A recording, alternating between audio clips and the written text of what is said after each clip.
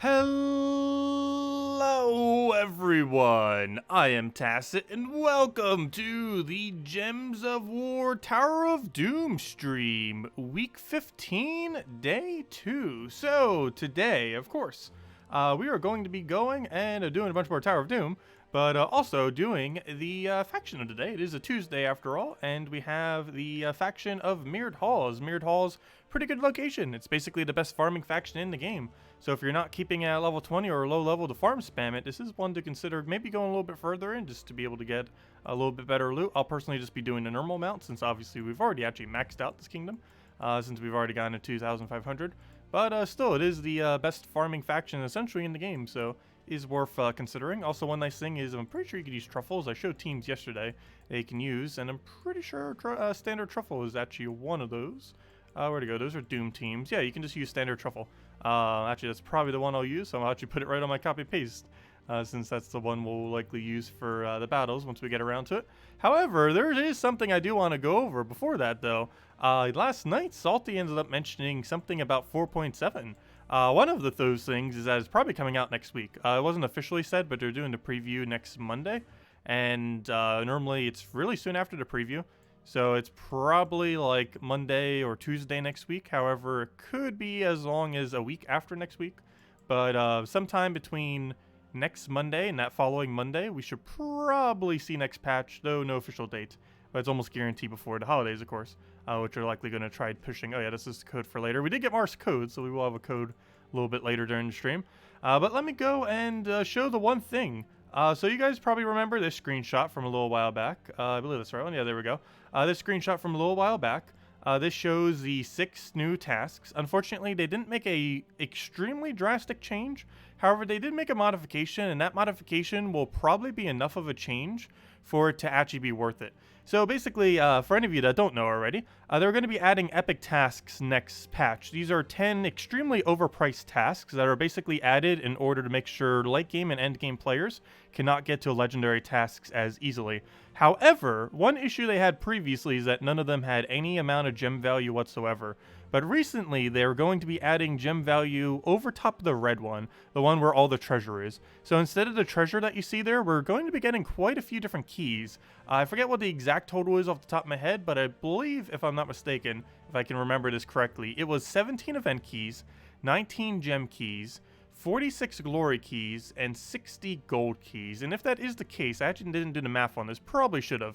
What does the value of that come out to? So if it is 17 gem keys, 17 times 13, that comes out to 221. Then we do 9 times 19. So 221 onto 171. So that ends up coming out to 392. I believe the full task costs a little over 5 million, and 1 million gold divided by 50 or 20, that's 50 gems. So each million is worth about 50 gems. So it does come out to a value that is like worth it, basically. It's an okay value. So essentially what's going to be happening now is that's going to be the new version of legendary tasks, is going to be those epic red tasks. And what I mean by that is you're only ever going to complete out all of the tasks, basically meaning the normal tasks and the epic tasks, once every month or twice a month, depending on how much gold your guild ends up doing or when you decide you want to do it for your guild.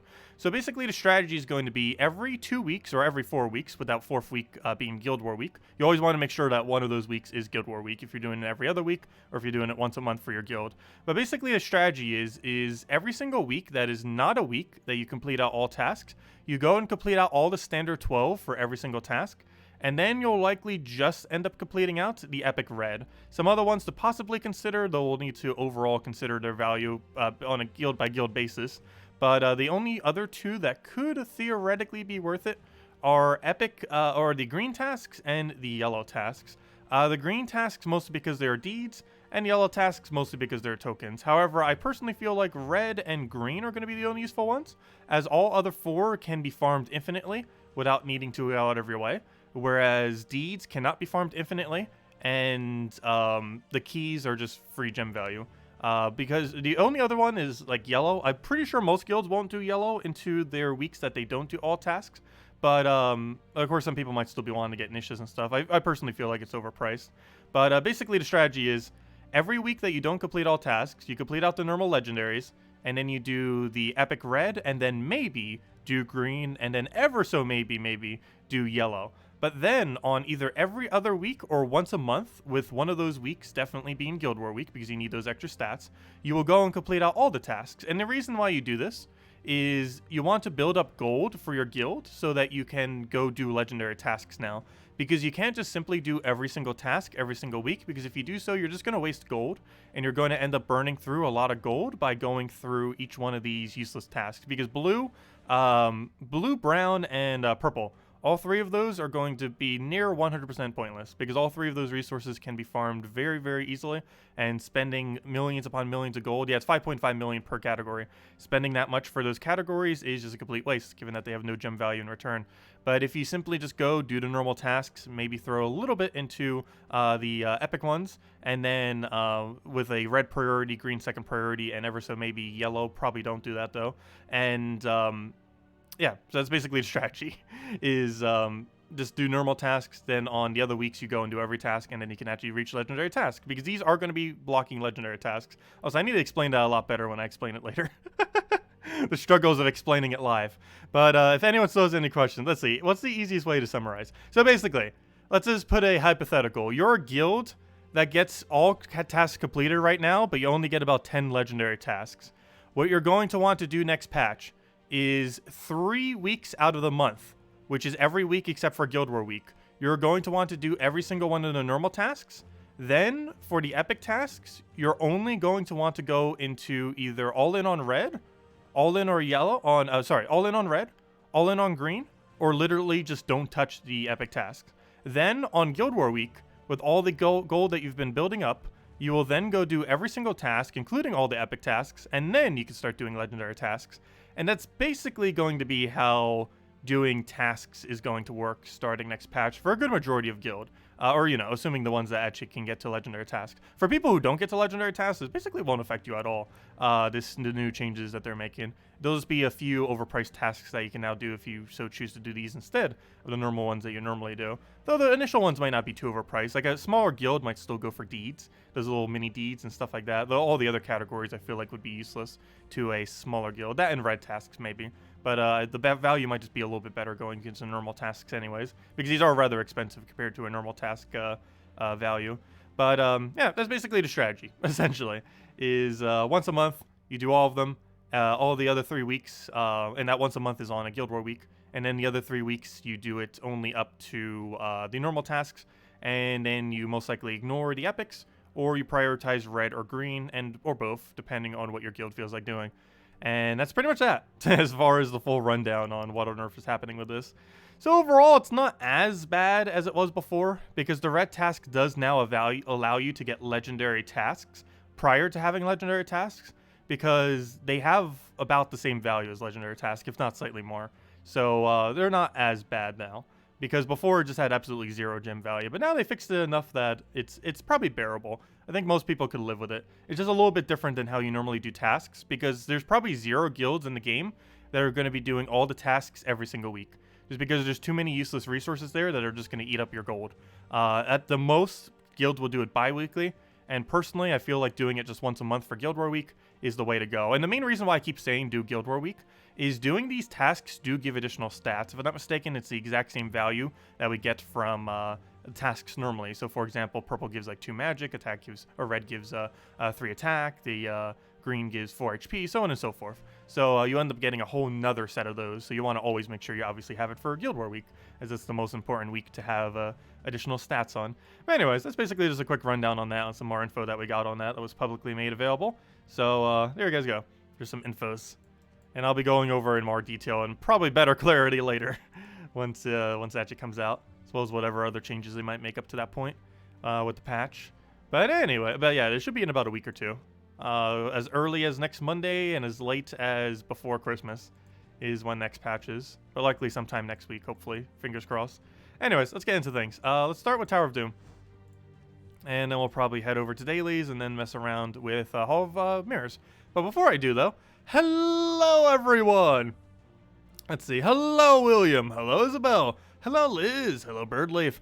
Hello, Lemmy. Hello, Drock. Hello, Jan. Hello, Cookie. Hello, Mobarashi. Hello, Earthbound. Hello, Steve. Hello, Jellybean. Hello, Captain. Hello, Paulie. And hello, everyone else. Welcome, welcome.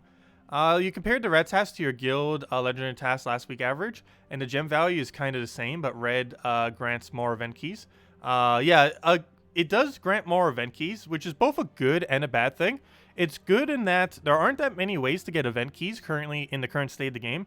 However, it's bad in that a lot of people who are like ultra late game, like people end game level, have infinite event keys. They ended up stocking up back when you could buy them for glory. And now we have infinites, basically. If I'm not mistaken, if I go check my value right now, we probably have like 7,000 event keys. Yeah, 7,106 event keys. So in that regard, yeah, the extra event key value is sucking up a lot of the value. However, we're still getting that off of legendary task. It's not like it's not happening on legendary tasks. Like, here's a legendary task. Boom, we just got an event key. 4 event keys. 1 event key. Like, they're still happening on legendary tasks. So it's not like... It's not taking that much away, I would say. Plus, there are some people that have been really requesting for more event keys, as people that don't naturally get to legendary tasks tend to get a little bit of less event keys, as there isn't really any way that you accumulate them that much. You only get a really small amount off the Spoils of War ever since they end up changing it. Oh, it doesn't even appear here, but I believe it's 180 glory. Yeah, you could end up buying 10 per week. I always end up buying it because why not? Because it takes a few clicks compared to having to do them manually one at a time before. But yeah, a lot of people in the past end up buying it up. Several months ago, you were able to buy it infinitely, as well as every time prior to that. And prior to it switching, a lot of people later in the game ended up buying a ridiculously high amount of it, including myself, which is why we have so many event keys. Unfortunately, I had to do it manually one at a time, but we were able to get a bunch of them before they ever added the multi-buy option for the glory shop thingy, as well as it applies to every single one of those shop things. But anyways, yeah, it's 1,800, but 180 per thing. You could buy it 10 times. So yeah, it's 1,800 glory per week, which is manageable for most people. And you get 10 event keys out of that, and a few other resources. But anyways, let's get into actually playing the game now. To Tower of Doom. And where are we currently at? Hello, my guild. What floor are we on? 15. We are on A2. So we'll go do that, and move forward. And we got a fireball, though we're not going to need it yet. We're running skull spam. Actually, this is exactly what I run for Yellow Guild War. Oddly enough. Hello, Zeddicus! Welcome! Good evening. We just went over a bunch of 4.7 spoilers. I'm pretty sure you heard it from last night. Oh, what did we go for here? Go get our hit over there. Oh, we're entangled. That's a problem. That's a problem. I need cleanse. Do you have alignment? Please do. I need bless on that. Come on, bless. Do we have alignment? Yes. Please bless it already. Good. Okay. So that's one alternative way to actually cleanse yourself, is to go bless yourself. Bless does have cleanse, assuming the troop does not have curse over top of it. Curse will prevent bless from cleansing. However, if a troop is not cursed and you end up blessing it, it will get rid of any stats effects that it has. And in that case, we just got rid of entangle by using bless on it, which is a pretty fun mechanic with it. It works the same way the other way around as well. So you can use Curse to dispel an enemy, but only if they don't have Bless on them already. Otherwise, in any instance where they already have the other stats effect, they will just cancel each other out and will not do a Bless or Dispel. So if I was Cursed right there, he would have not been cleansed. However, he would have dropped the Curse from the Bless applying. It would just cancel each other out. Okay, what do we have here? Do we have anything worth converting? Yes, we have our hit right there, and he's already dead. Also, I could have just taken a skull. Anything would have killed at that point. Guess how many rooms your guild leader has killed? How many? What do you mean by rooms? Like people in the guild, or? Oh, no, you mean floors in Tower of Doom? I'm not sure. I want to say 50. I know some people go crazy with it. Some people really enjoy the game mode, though. It's kind of like a less frustrating version of Delves. Not that Delves is frustrating, but, you know, it doesn't have, like, that permadeath thing. Oh, what do we grab here? Take that. 220 plus. Wow, that's pretty deep. Oh, wait, never mind. 220? Never mind. That's about an average amount. I read that wrong for a second. When I saw 220, I thought that meant he literally did 220 of them. I forgot it moves up by 10 every single time. Oh, wait, never mind. That's how many Doom kills. Never mind. Okay, that is a lot. That's not the number of floors, though. Number of floors and Doom kills are two completely different things. That means he did about 180 Doom floors, probably. Or somewhere around there. That's still a lot, though. It's definitely not a small amount. Hello, Matt! Welcome.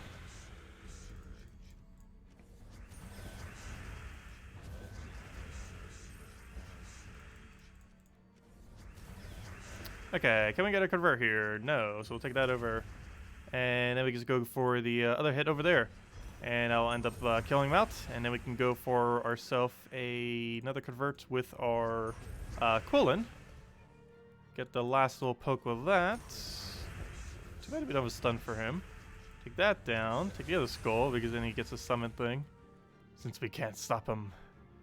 We don't have any alignment, do we?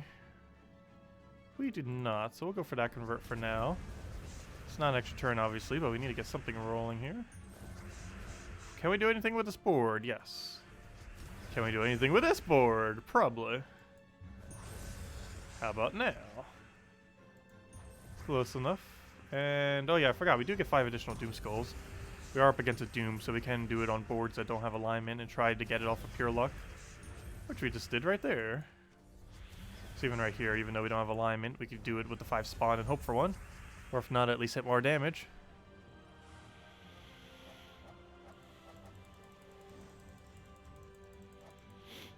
There we go. Wow, floor 150. That is super ultra deep. That's probably like top guild deep. Which would make sense because there is such a big gap between 1, 2, 3, and 4. Look at that difference. It's like a triple difference from first place down. Okay, we're on 16. That's a 3. So we don't need to do the other one.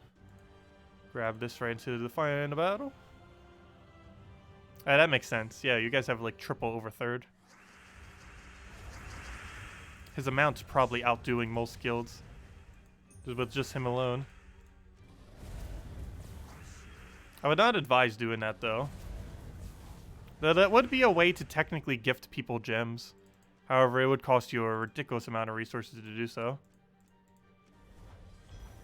Because every person would get that in the guild, regardless of how much one person contributed compared to the rest.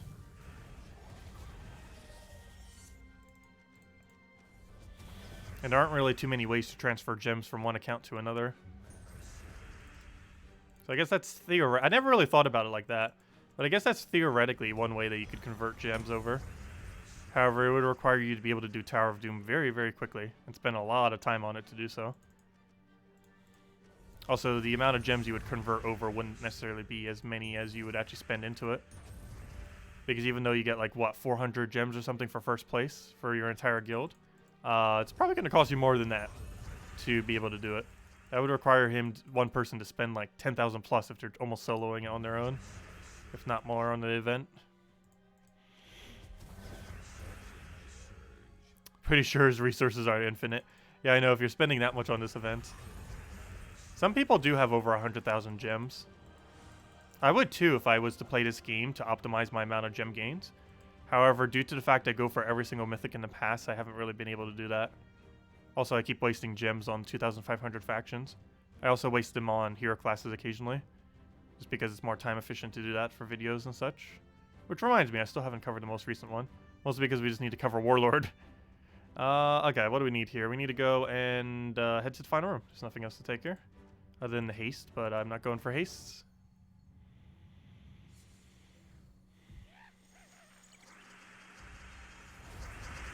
Yeah, switching out a priest could theoretically actually help us here. I'm currently doing this because it's better for mana. Though once we get to stats that are this high, we don't really need to worry about mana. One thing that would also help speed us up is if I actually converted back to the correct thing. I'm supposed to be using plus 12 attack. And I'm currently not using plus 12 attack. I have no clue what I'm using. Actually, yes, I do. I'm using 20% mana start with a 16 armor, which is not what we should be doing. Okay, do we have alignment here? I believe so, so we'll go for that. And we actually did have alignment, but we We ended up clearing out enough board to actually get it, so that works too. So we'll grab that, grab that. Should hopefully have alignment there. Yep. That time we do. Anything else we could do here? Probably. Take that for now. Come on, any follow-up. Yes, do that, and he should be dead. With all those extra Doom Skulls. But yeah, let me go change the thing to the correct thing. Because I've been running it all this stream so far with the wrong one. Okay, that becomes attack, that becomes attack, that becomes attack. Okay, now we're writing it correctly. That'll help speed it up. All the attack. Okay, what do we need here? I believe it was 4 and something else. Yep, 4 and 3. 4 for Fireball, 3 to move on. But yeah, as far as Tower of Doom, I believe the difficulty stays the exact same beyond 25. Every battle after 25 is actually the exact same. The loot you get and everything's different. But the actual battle itself is the same from there forth. So if you can make it to all loot, you could go as infinitely further as you want. The only problem is time and actually spending resources to do so. Which more often than not is not worth doing.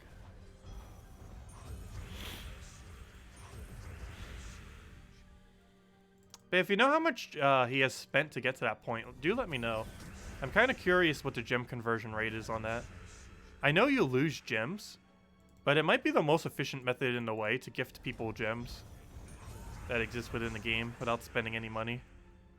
Would be to go win, I never thought about it like that, but to go win Tower of Doom, oh, I did take that brown. But to win Tower of Doom for your guild, like 1 or 2 people carrying the entire guild, would be the easiest way to gift like 28 people a bunch of gems. Of course, you would get it too, but yeah, it would be a way to gift basically your entire guild 500. Just a few people go crazy with it. Because that is a decent amount of gems across the entire guild. That comes out to, what is that, 500 times 30. What's the math on that? That should be 60, that's 6,000, right? That's 6,000 gems across your guild. About 2 of them are going to need you to do it. Oh, sorry, that's not correct. 60,000 gems, right? Yeah, 60,000. Okay, I thought that sounded wrong for a second. But, no, that's wrong too. Hold up, I can't do maths. It's 15,000. Hold up. I can't do math right now. Let's see. Yeah, 15,000, my bad. Yeah, it's 15,000. So it's 15,000 gems across your entire guild, so about 14,000 of it, since at least 2 people would have to carry it. So that's an interesting way to gift your guild a bunch of gems. Not sure if it'd really be worth it for the amount of time you'd have to grind on it. And for the amount of gems you'd have to throw down. Because I feel like you'd have to throw down across your guild a bit more than that to be able to actually achieve that. However, it's one of the only few ways that you could theoretically gift people gems, is by doing that. Let's do battle 3, take the final battle, go from there. Hello, Analyst! Welcome! I'll go check out that team. I'm probably sticking with this personally, though. I do like using Skull Spam for this purpose. We ran pure Doom Skull Spam, too, for one of them. I forgot what color I did it for. I believe I did it for brown. That's pretty interesting when we ended up doing that. Not sure if that was the best option, but it was a lot of fun to mess around with. We don't always get to use pure Skull Spam, because it's not optimal for too many things. Like, it's great for a lot of things, but it's not the best option, because normally you need at least one other kind of troop in your team. Very rarely is it viable just to go nothing but things that can create skulls. Ooh, that was a bit of a miss there. Luckily we're tanky enough that it barely matters at all. Oh, wrong click.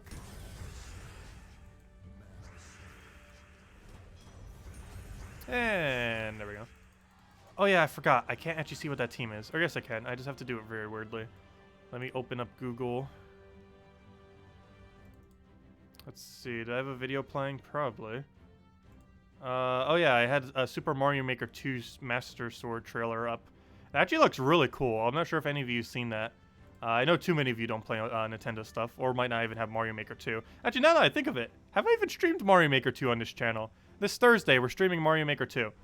I don't think I did, because I forgot about that. When I was, when Mario Maker 2 actually launched, I wasn't even in, this state. I was over in Chicago, and then I never did end up streaming it all on the channel.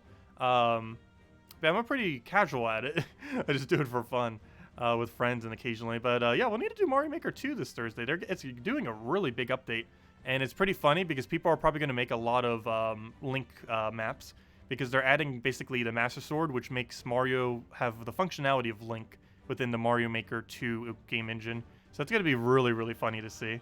But yeah, we'll do that this Thursday. But anyways, what I wanted to go here for is not that, but to go check my YouTube so I can go copy-paste that team. I need to figure out how to get that function back for my stream thing.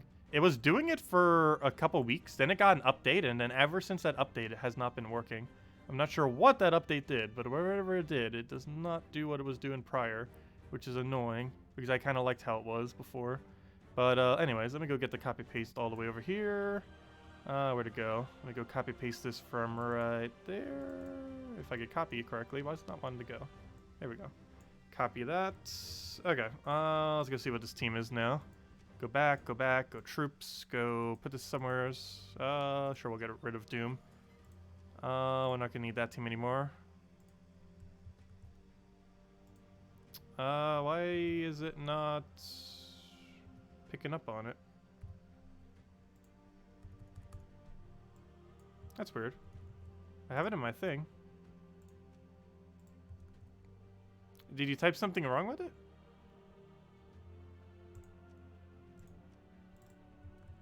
Huh.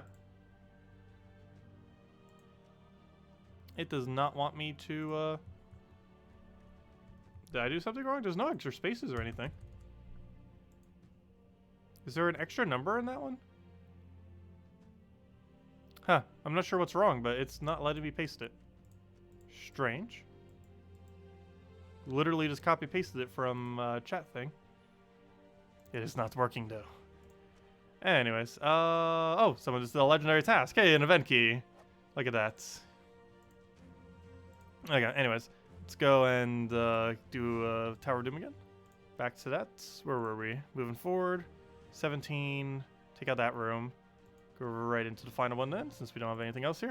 And this will probably be the last Tower of Doom that we do for now, however. So we can go focus on everything else that we need to go do.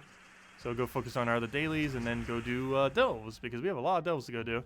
To go gain a bunch of loot, and we're going to need that because the new faction is coming out 2 Fridays from now. Not this week, but next week Friday.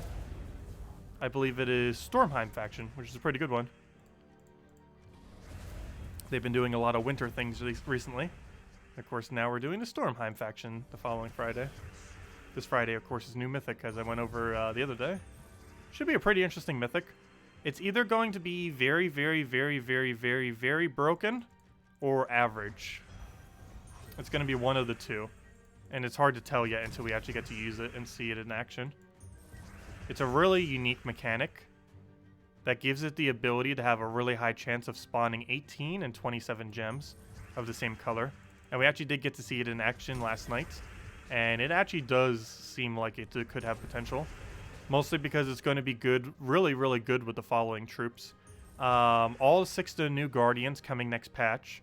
Justice, Humility, Winter Imp, and that's mostly it for the most part.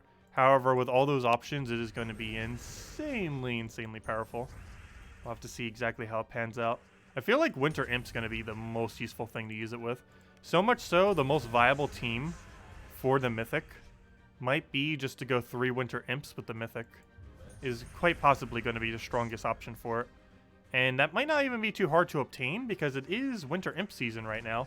It is December and January. During December and January, whenever you open Glory Gem Guild or VIP keys, you will have a chance of getting Winter Imp. Meaning, even though it is technically might require something that's only available at certain times of the year, it is available this time of year when it's actually being released. So, quite coincidental that it ends up aligning that way. I wonder if they did that deliberately. But, yeah, you definitely want to make sure you have like 2 or 3 Winter Imps if you're going to get the new Mythic. As is quite possibly going to be the best team with just triple Winter Imp with the Mythic. Or it might be Hero with a single color blue weapon like Anu's Scepter, followed by Imp, Mythic, Imp. Or even just putting the Mythic in second slot just to absorb the mana a bit quicker. But it has a lot of potential. No, any imp would not do, for the main reason that Winter Imp has true damage. Also, it has to be one of the 3 colors of the new Mythic, and I believe the new color of the Mythic was blue, yellow, and purple. So you can only use the blue, yellow, or purple imp, so that already eliminates half of them. But the other reason why you'd want to do Winter Imp is, actually, let's just go under imps. But, oh gosh, what is the easy way to get to imps? Oh yeah, Primal. Where's the Primal Kingdom? That would be the easiest way to get there. But the main reason is because of its true damage. They might all have the same amount of, like, scaling, but because of that, Winter Imp is the strongest. So this ends up gaining 8 additional damage whenever you match a color. A brown, this one of red, this one of purple, this one of green, so on and so forth. They all do about the same base amount of damage. However, this one also gains 8 damage, and that doesn't seem any different, but until you realize it's true damage. So this thing will be able to do true damage, whereas every single other thing does physical damage, which is why Winter Imp's going to be so viable for this, because it gains the same amount of stats from the constant blue that you keep getting over and over again, but it also feeds into the Mythic because you need it for blue. But it also has true damage, meaning it basically does double the damage of all the other imps since you're only needing to do 1 stat worth of damage.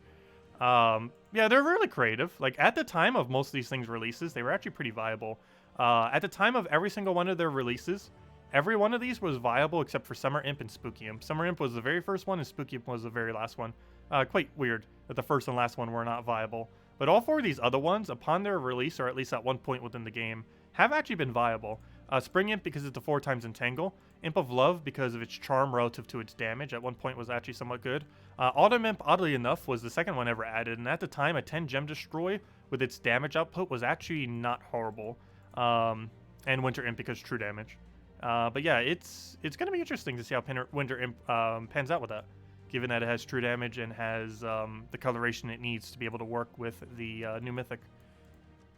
Could potentially be very, very, very, very viable. We'll just have to see. It's also kind of weird how one single Mythic has made a troop that would otherwise have been a really average or even below average troop, probably meta, starting this Friday. Which is going to be really funny. Oh, also, we have blue Ice Steeds. Nice. Blues you probably want to use for Stormheim, as Stormheim faction is right around the corner.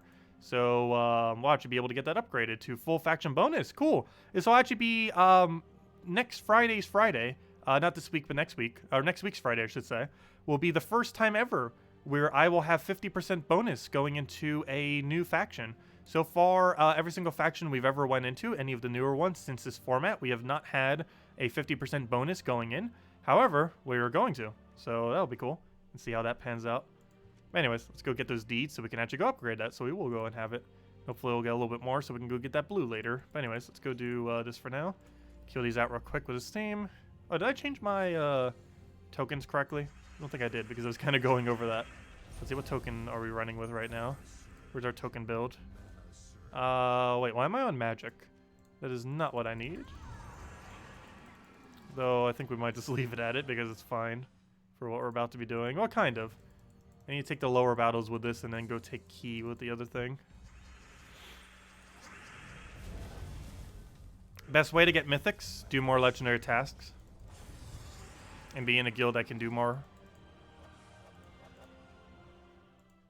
Because it basically just comes out to doing more keys to have more chances to get mythics. Is really the only way of increasing your chance of getting more mythics. Is by having more resources to get more mythics. And being in the better guild is the most viable way of doing that. Or getting your guild just to donate more gold. However, the method of doing tasks will change as of next patch.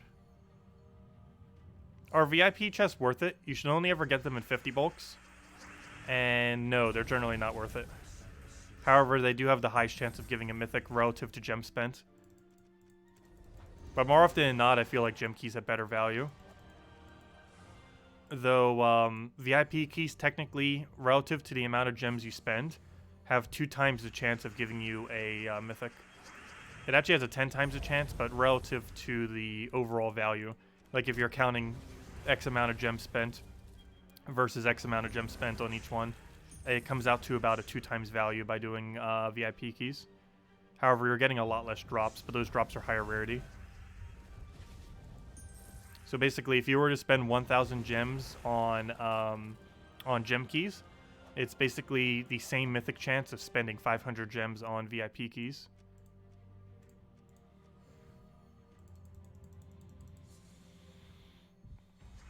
It doesn't make that big of a drastic difference, though. And normally you just do gem keys anyways, because not only does it have more drops, but if you don't already have every ultra rare in the game upgraded, you'd want to do that for that purpose anyways.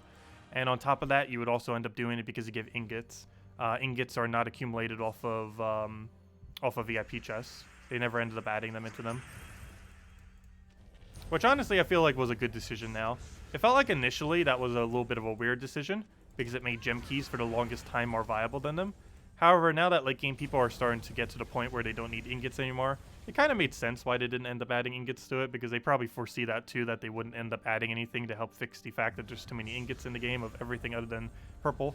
And now that they're adding even more ingots into the game as of next patch and the most recent mech gnome that came out recently, now it's even more of a surplus of them. So it kind of makes sense now why they didn't end up doing that, luckily. What am I going for here? That is not what I want. I keep clicking there as if it's there because that's where I used to keep it. But this is the team I need.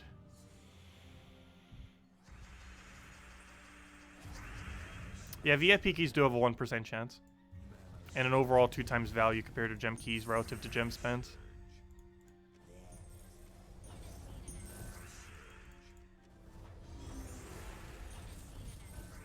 Also, still trying to get this hero class leveled some. It's at 41 right now. Still got a way to go, but gotta keep poking at it. It's not gonna get any levels if we don't use it. And dailies are a good way of doing it because it's a nice slow trickle of EXP over time. Also, as soon as we finish this out, we're gonna go hand out a code. And then we're gonna mess with delves because we got a lot of delves to go do. And remember to actually buy the enchant. I hate when I forget to buy it. Because it speeds up so much when you end up getting it. Especially with a truffle team. Because once it gets going, it gets going.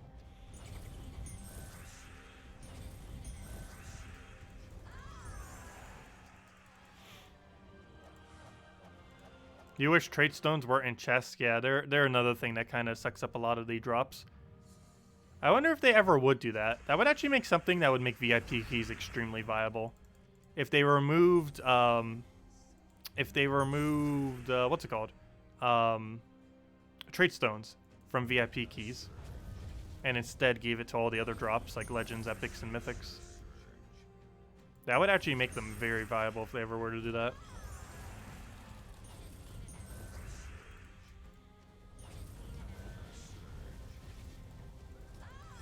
Though right now, they're not really, like, extremely overpowered. If you haven't spent $130 on the game in order to get them, you're not really missing out on much. Especially since they're only really viable once you've reached, like, ultra late game. If not end game. Like, you'd have to have 95% of content within the game, if not more, for VIP keys to start actually being better valued than gem keys. But anyways, let's go do this redeem code now. Where to go? If Megavore instant kill a troop with Reflect, does Megavore also die? Yes. All instant kills auto die currently to Reflect. I'm not sure if it's going to be staying like that as of next patch, but that is how it currently interacts. Is if you do any instant kill or armor tier even, like an infinite armor tier, something that tiers all armor. If you do a static amount like Bone Dragon's 25 tier or whatever it is, it won't do it. But if you do like an infinite amount like Mang or something, you will instantly kill off a Reflect. Same as instant kills and same as, oh, those are the only ones. Instant kills and armor tier that does it infinitely will kill you.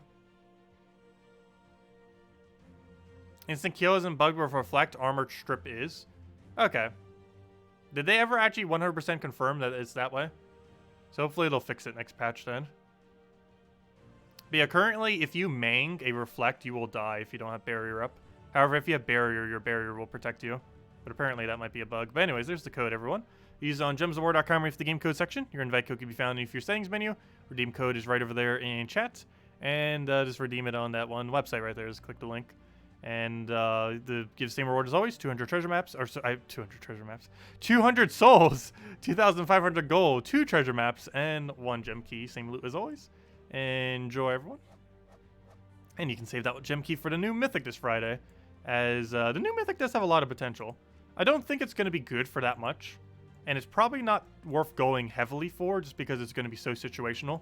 But in those few situations that it does get used, it is potentially going to be like game-breakingly good. But only in those very, very niche instances. And by very, very niche instances, I mean blue Guild War, yellow Guild War, purple Guild War, blue Doom, yellow Doom, and purple Doom. Those are the only 6 locations it'll basically ever be used. Is those 3 Guild War days and those 3 Tower of Doom weeks. And even the Tower of Dooms, it probably falls off at a certain range. But those are like the only instances you'd probably bring it out. I guess you could theoretically do it in PvP just for fun, but it wouldn't be as quick as other options. Or we don't know. It could actually be quick. It will get a lot of extra turns, if nothing else, once it gets going. Problem is getting it going initially. It's going to be slow, which is probably why it's slower for PvP, I would say. But for Guild Wars, that doesn't matter as much, as long as you don't end up losing anything. Plus, you have a summon if you really had to, which is helps preserve some points for Guild Wars. But anyways, next order of business. Let's go do Delves. So, of course, we have Mirrored Halls. Mirrored Halls is the best faction in the entire game from a loot perspective, with the only one coming even close being City of Thieves as far as overall loot. But let's go get ourselves an enchant, and with this enchant, let's go do the Delves. What do we need for our thing? Well, we're doing Truffle, so what we're set to is actually already correct. Ideally, we'd want to go to 12 magic, but unfortunately, we cannot. But we'll just go with the 20% instead. Oops, why am I clicking Tower of Doom? That is not where I want to go. We'll need to finish that tomorrow, but that is not what I want right now. Well, so while we're going here, though, since I accidentally misclicked here anyways, let me go claim all the loot we have up to this point, since we're already going to be misclicking into this menu. If it'll ever want to load, that is. Yep, no problem. Test it with Zugoff. I don't think the new Mythic's going to work with Zugoff. I don't think it's going to work with anything that uses multicolor. Even if you have to go and put like one Mythic into your team that needs to be there as a damage source, I don't think it's going to be worth it compared to just running like 3 Imps of Winter or something like that. And the main reason for that is it will drastically decrease the chance that you'll end up hitting a triple blue. Because the main thing you want to do is hit triple of the same color. If you can consistently get the Mythic doing triple of the same color, a 27 gem spawn is going to be so ridiculously broken. Because with the 3 imps, which regardless of which way you're doing it, that will be a +3 towards your color. You can do it on 1 to 3 imps that feed back to our color. And you can do with that team of 3 imps, ideally 3 winter imps, with the new Mythic this Friday, you'll be able to do a +5 of a color into that color. And you'll be able to spawn 27 of a color onto the board that are on +5. That's going to be so much mana. That is so much mana, you might fill up your entire team. You'll have 3 troops that need 12, and you'll have 1 troop that needs 26. That might quite possibly fill up an entire team, depending on how they align and how it gets calculated out. Because when gems start mashing together, they start calculating very weirdly. But that could potentially be full mana every cast, consistently, or pretty consistently. There's a chance you accidentally spawn her yellow or purple. However, given that you have 3 things that are purely blue on your team, and 1 that is 1/3 chance of blue, you have a pretty good chance that you'll hit a blue pretty much every time. Anyways, let's go claim all these orbs. These are our orbs from Tower of Doom so far this week, and we got ourselves a bunch of useless orbs. Can we get a purple or blue, please? That is completely useless. 2 greens, 2 oranges. Hopefully we'll get a major purple to make up for it. Because I almost want major purple more so than major blue these days, since that's basically gem value off all those keys. A major purple has a direct value of about 675 later on in the game, which is obviously where we're at. Also, we're getting new Guardians next patch that we're going to probably need to go throw down a bunch of keys for. Also, I didn't do dungeons yet. Let me go do that real quick. And then we'll go mess with Tower. Then we'll go mess with Delves. How did I forget this? Need to go do it before I forget. Just in case. Okay, let's take that down for now. Grab ourselves Destroy. Grab our gold first. Get our Destroy over there. Get our Destroy. Oh, is there a pet rescue up? And apparently we might need to go do pet rescue. What pet is it? If it's one I already have all the food for, I'll probably do it after the fact. If it's one that I still need all the, if I still need copies of it, I'll probably do it prior. Let's see, what pet did we get? I believe I need that pet. I forget if we maxed that yet. I think we have, and if we haven't, we're on the last category. I'll go double check it after. Oh, I'll take that for now. Oh, I should just take him green. Why did I do that? Not too big a deal, though. Gotta go get our mana going. Oops, I already had full mana. Didn't need to take that red. Grab that, get a key, grab it again, go from there. Do that, boom. Grab the other one. And there's a key down. So we're good to go.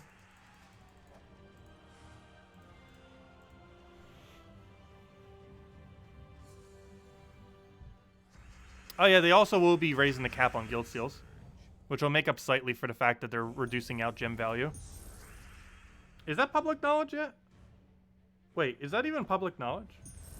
I know that's a thing, but I didn't ever mention it because I'm not sure if they mentioned it publicly yet. Have they? They might have. I forget if they've ever mentioned it though, which is why I have been mentioning it. But yeah, that is one of the nicer things next patch, is they will be lifting the seal cap, or not lifting the seal cap, but you know, you'll be able to get more that way, which is basically the equivalent of more tasks. So even though we might be getting some less tasks per week, it's a lot more accessible to be able to do those seals, because these seals cap out very quickly, as you guys know. Even right now, it's only, what, Tuesday, and we are halfway to max. And if we were to actually, like, playing a bunch, because I was barely even playing these last 2 days, I probably only played, like, what, 3-4 hours these last 2 days, counting up to this point. And, yeah, you can easily get this max, like, by the 3rd day in the week, even if you barely play any. And if you play, like, 5 hours on a day, or even, like, 8 hours on a day, you would have easily maxed this within a single day. So it maxed out a little bit too quickly. They are going to be raising that. But anyways, yeah, it's pretty easy to max quickly. You can get it done within about 3 to 4 hours if you actually power grind it. Though, of course, we haven't been doing things that specifically grind it out. Oh, yeah, I was right. We were on the last category. Okay, let me go do this before I forget, because we only need 2 more copies, so there's a good chance we'll end up getting this maxed. Plus, we need the class XP. Not for Diabolus, though. Let's go do it for the... where'd it go? I still want to level the new hero class. Slayer! Let's do it for Slayer. Get a little bit of XP onto that thing. What are they raising it to? I actually forget off the top of my head. I just remember that they were raising it. Yeah, 2,000. That sounds correct. It might not sound like it much, but you have to keep in mind that's basically the equivalent of 25 gem keys. So even though 500 doesn't sound like a big number, that is 25 gem keys essentially per week. So when you put it like that, it sounds like a big number, because they're basically increasing the gem value that you get for free automatically per week, assuming that you play enough to be able to get to 2,000, which most people do. Because it only takes like 4 or 5 hours of playing throughout a week or so, maybe even a little bit more, but it depends what you're doing specifically. Like if you're grinding really quick battles, it doesn't take anywhere near as long. But yeah, it's what is that? That's 25 times 9 is how much gem value that is. That is an additional 225 gem value per week for doing nothing. So that's pretty good when you put it that way.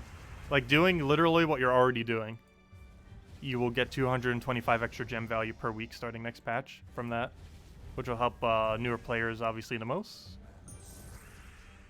given that they're probably getting a net gain of resources, because new late game players will probably overall possibly be losing a ever so slight amount of value off of guild tasks. But of course that 225 per week of extra gem value for that makes up for it. But as far as people in early game who don't even like get all the normal tasks done, it's just going to be a pure net gain of resources. Like you're not even losing in any way next patch. Like next patch is actually really, really healthy for early game economy. The only problem is they nerf late game a little bit. And by late game, I mean like super late game, like end game kind of level. But it's an easy workaround. You just have to coordinate when your guild does tasks, which makes it a little bit more annoying, but it doesn't nerf it much. There's even a possibility ever since they made that red change. I don't think anyone has done the full amount of math on it, but there is a possibility that with the red change that they made, we will actually not end up losing much more than about, I want to say, 200 gem value per week. If you count the extra 225 that we get from the extra 500 seals, and combine all the loss that we get from the new task system, it's probably only going to be a few hundred loss per week or so of gem value, which is still a loss, but could be even lower than that. I don't think anyone has done the exact math on it yet, though. I might need to. For any guild that doesn't already complete all tasks, it's just a pure net gain of resources.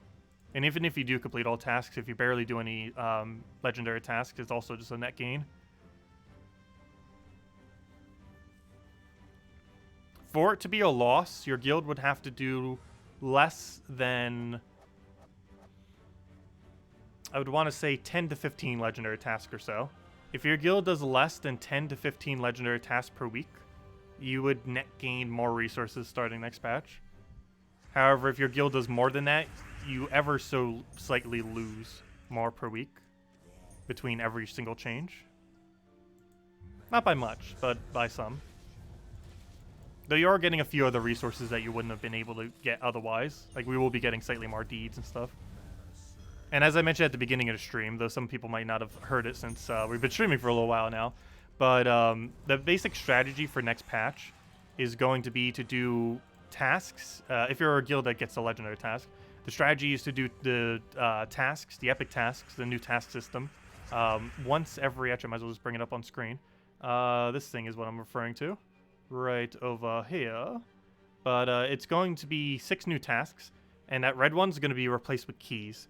So basically the strategy is once a month, basically, you're going to actually do every single task, and that's going to be on Guild War week because you gain bonus stats for completing these out.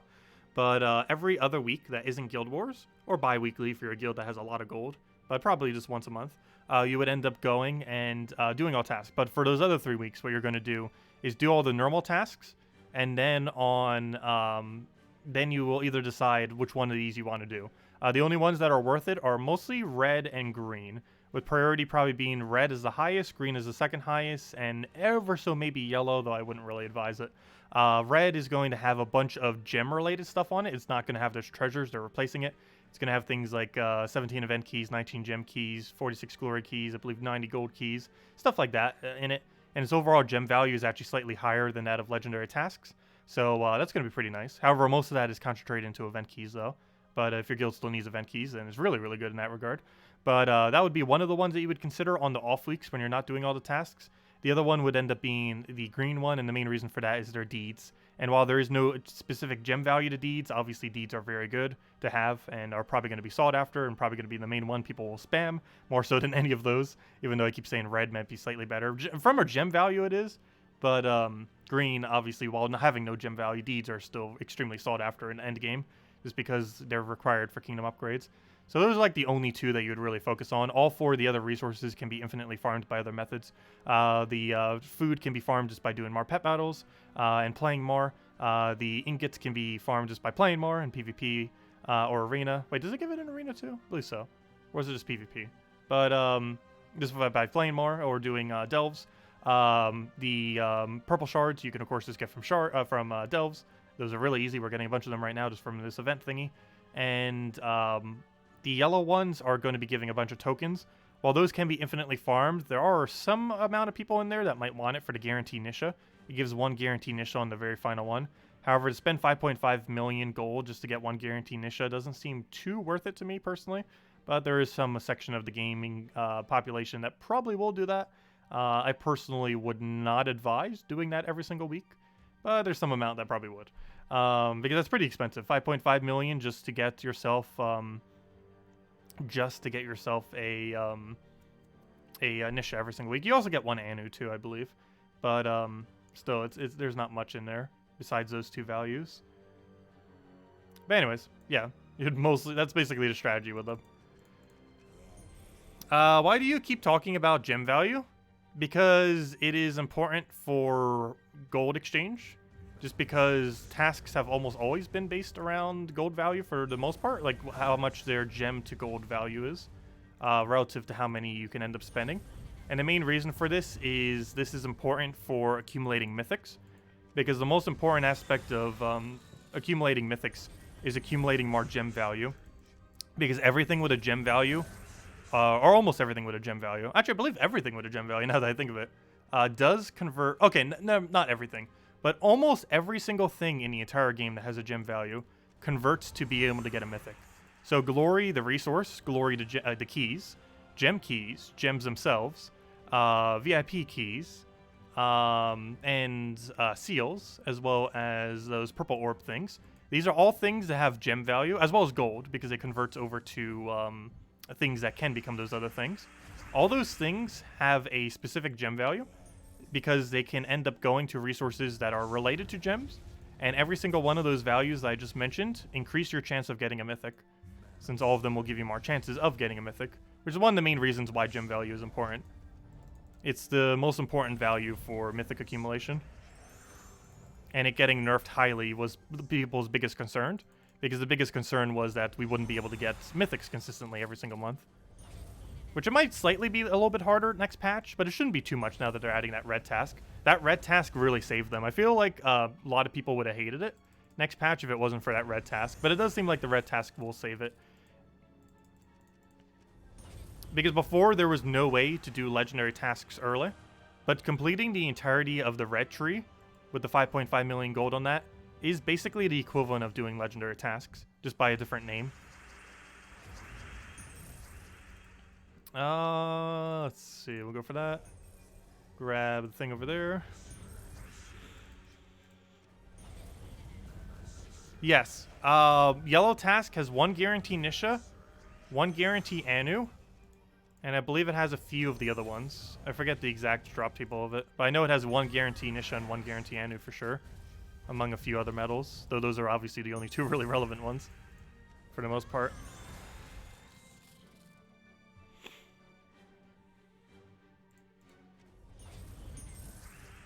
Yes, you will still be getting legendary tasks on the day or the week of the patch. So, for example, let's just theoretically say next patch is next Monday. It might be, it might not be, but let's just say it's next Monday.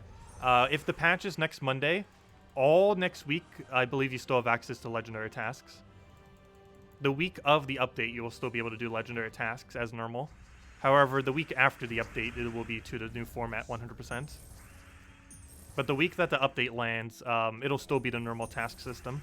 I don't even think you can do any of the epic tasks that week. But every week after that, it'll be a completely new system.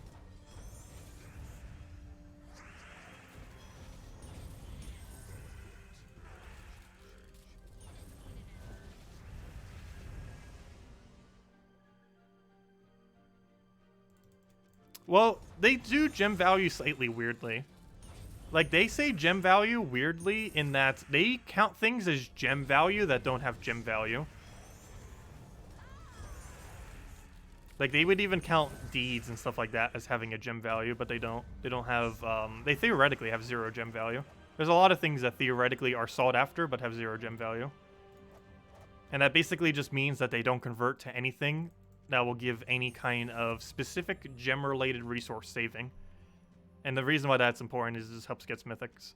Because a lot of the things associated with getting mythics are based on gems. Either specifically things with gem values or physical gems themselves. But anyways, let's go do Tower of Doom already. Now that we got all that out of the way. Also, if it's still active, I'm not sure if it is, but do double check the code. We handed it out like 5-10 minutes ago. Oh, sorry, what was next question? If I missed any other questions, let me know. Let me read back a little bit. Sorry. Where's next question? It is buried. I do not see it. The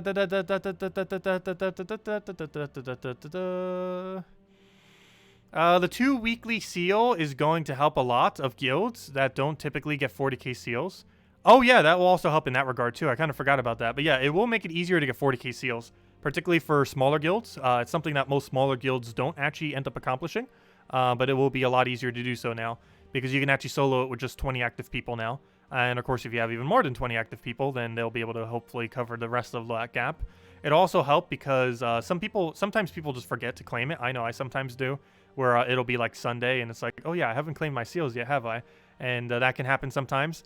And the 2k increase will also help with that because it's pretty common that people they forget to just claim them just because for whatever reason they don't auto-claim. I still do not understand that to this day, why seals do not auto-claim. But they don't. You have to manually go out of your way to go and claim them. They'll auto-claim after the week. Like, for example, if you forgot to claim them and Monday rolls over in the event week switch, you'll still get all the seals that will be sent to you through your mail. However, it doesn't count towards your overall total for your guild until you actually click the button to claim them, which is still weird. I still don't not understand that design decision that they made. Let's see. What other questions were there? Do you have to get all the regular tasks to unlock epic tasks? No. One interesting thing about epic tasks is epic tasks are available immediately. You do not have to do all normal tasks to get access to epic tasks. However, you probably want to do all the normal tasks first. There's only one exception to that, and that's probably deeds or those wits or whatever they're calling them. They call it by some really weird name. But oh yeah, let me switch to Warden. I don't want to do this because it'll end up going so much slower if we do it with the class. Even though it's a lot of free XP, I feel like it's just going to be too slow. So we'll go with Warden. But anyways, but yeah, you can go and do epic tasks immediately. So if your guild just really, really wants deeds, you can just go all in on the deeds if you truly, truly wanted to. But I'm not sure exactly what the full breakdown would be for early game guilds in that regard. But if you're going to do any task that isn't the normal 6, you're probably going to want to go into green. The green epic task for the deeds, or the things that convert over to deeds. Though if you're a guild that isn't completing all the tasks, I don't know. I feel like you should just do the normal tasks at that point. Because the overall value of the normal tasks is better than the new tasks that are coming. There's some resources that you can get on the new tasks that you weren't really able to properly get before. Like deeds and such. But I don't know, it just doesn't seem like from an early game perspective it'd really be worth it. Because as an early game player, you don't really use deeds too much.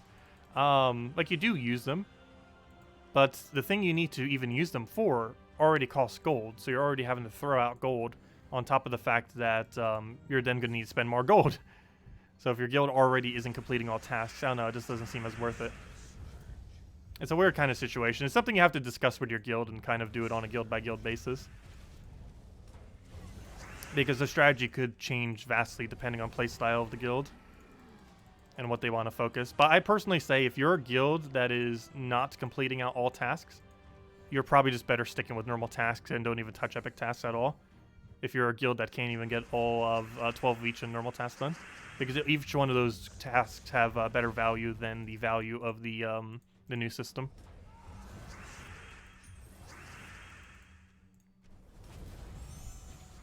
For the most part, there might be a few exceptions to that. For example, once you finally reach like the 12th task on something or the 11th task, and your guild's still not like getting to that point, it might be better to go throw on one of the other tasks because doing one of those other tasks 5 times compared to doing that last one once might be better value.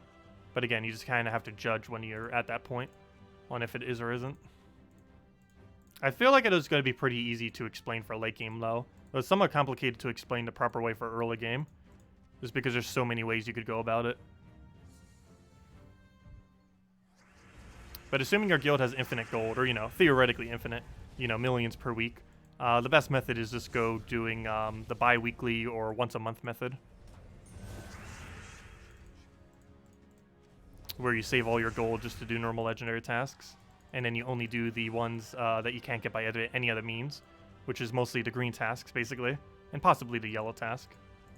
I'm still not sure how I feel about the yellow task. It's 5.5 million gold for a Nisha and an Anu. Is that worth it for your entire guild? It both seems like it's worth it and not worth it at the same time. I don't know, what does that come out to per person?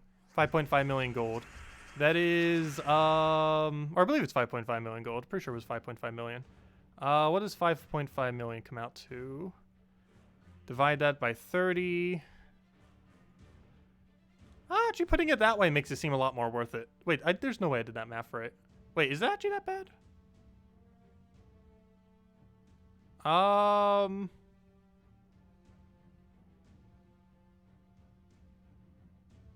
Okay, that's actually not that bad. There's no way that math is right. Because that's 183,333. That seems pretty cheap, actually, now that I put it like that. I would spend that much for Anisha.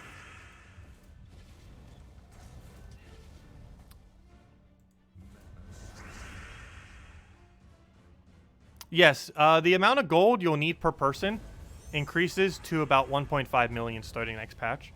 I say 1.5 million for the same reason why I used to say 500,000, even though this current system costs like 530,000. Mostly because people tend to do slightly more than that within your guild. Because obviously that's just the minimum. So personally, I would say if you want like a proper minimum for your guild, it might have to be 1.5 million. However, you can still get away with lower minimums. And I'm not sure if I'll be increasing my minimum. I'm going to encourage 1.5 million plus. But I'm not sure if I'm going to make it a minimum immediately. We'll probably just keep the million for now. Because it's really hard to try to recruit for a million gold requirement already. And increasing that even more might make it even more difficult. But it is highly encouraged to do 1.5 million plus gold per week starting next patch. Or maybe not every single week, but you know, doing the alternation method. The overall amount of value that you'd want to put into your guild over the course of 4 weeks is going to want to be at least 6 million, if not more.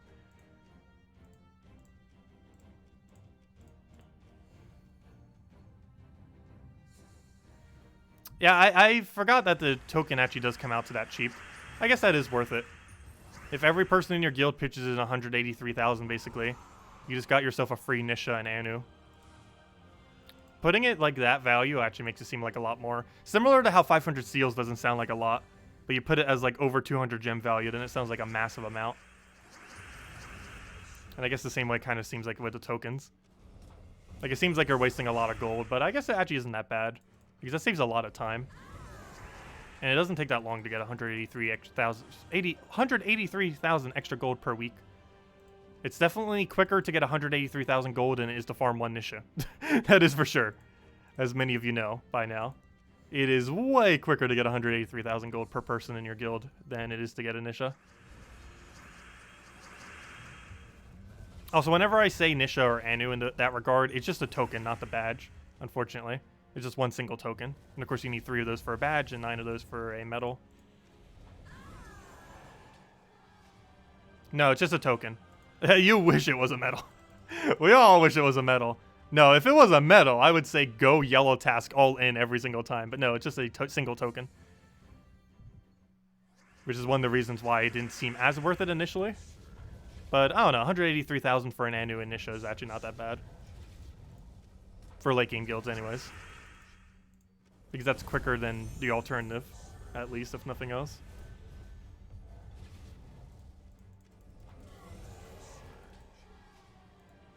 Yeah, it's 1/9 of a medal. You can put it that way. After 9 weeks of doing it, you would get a medal. Without having to do any explore.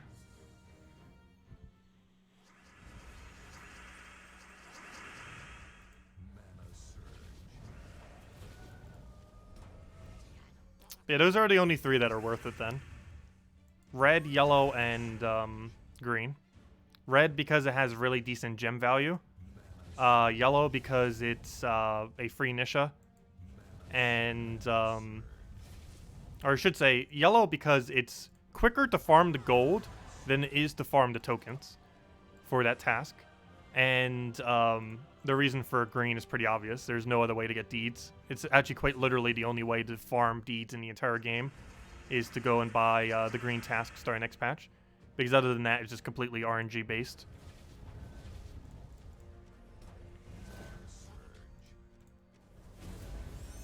The other 3 are definitely not worth it though. Pet food is abysmal value. They always keep overvaluing pet food for whatever reason. Ingots you're likely not going to need. Even if you need epic ingots, it's probably the only one you actually need. And just to spend a bunch of resources just to get them is pretty useless. And the other one is also useless because it's just a small amount of shards. They way overvalue how much chaos shards are worth. They value them as if they have gem value, but they don't actually have gem value, even though they technically give you troops. But the reason they don't have gem value is because they don't help you get mythic troops. If they could help you get mythic troops in some way, shape, or form, then they would have a gem value, but they don't. They're actually the only key in the entire game that has no gem value. Is opening portals. Though I guess they technically don't count as a key. But they do equivalent of what a key does.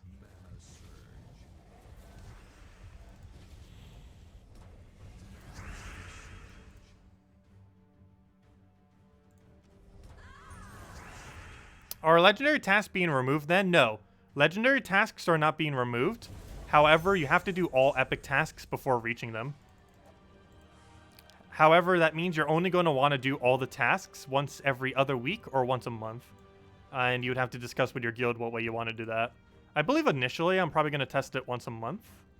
I don't know. I feel like once a month's the way to go, and just only do it on Guild War Week. And of course the reason for Guild War Week is because you gain extra stats from it, and you'd want to have the extra stats for Guild Wars. Because they give extra stats, just like how the normal ones give extra stats. It's a whole nother set of extra stats that you can get. So that's a whole additional 8 armor, 8 HP, 2 magic, and 3 attack. On top of all the stats we already have. But of course, Guild Wars is the only relevant time to ever have those extra stats, for the most part. Relative to how much they cost. Because it's 5.5 million per tree.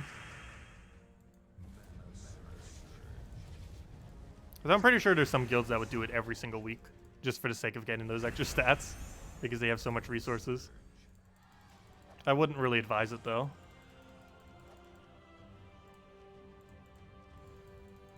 Because it's like, what, 47 million or so you end up needing per week? A little over 15 million of that, about 16 million of it is completely useless. The pet food, the, pet food, the shards, and the ingots are all essentially useless to a average endgame player. There's points in early game and mid game and stuff, and maybe even some parts of late game where they're still kind of useful, but relative to their cost, there's no point in the game where they're fully useful.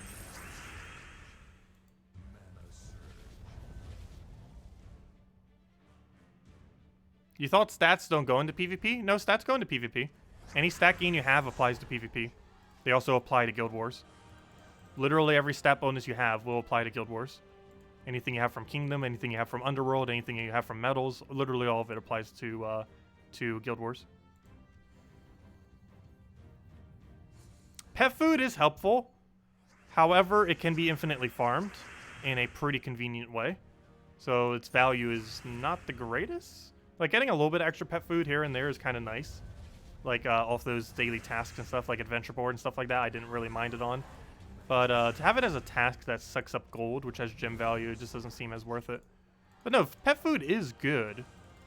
It's just, you can easily infinitely farm it. You can get a pet battle every single hour if your guild is coordinated enough to do so. I don't feel like too many guilds do that, but it is possible to do that.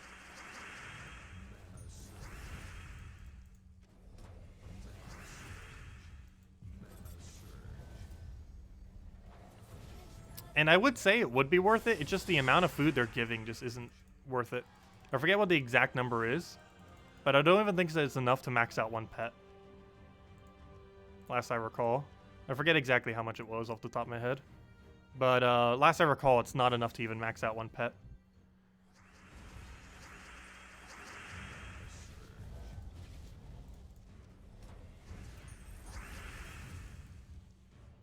And all you need to be able to max out one pet rescue-wise, I believe, is 7 or 8 or so pet rescues.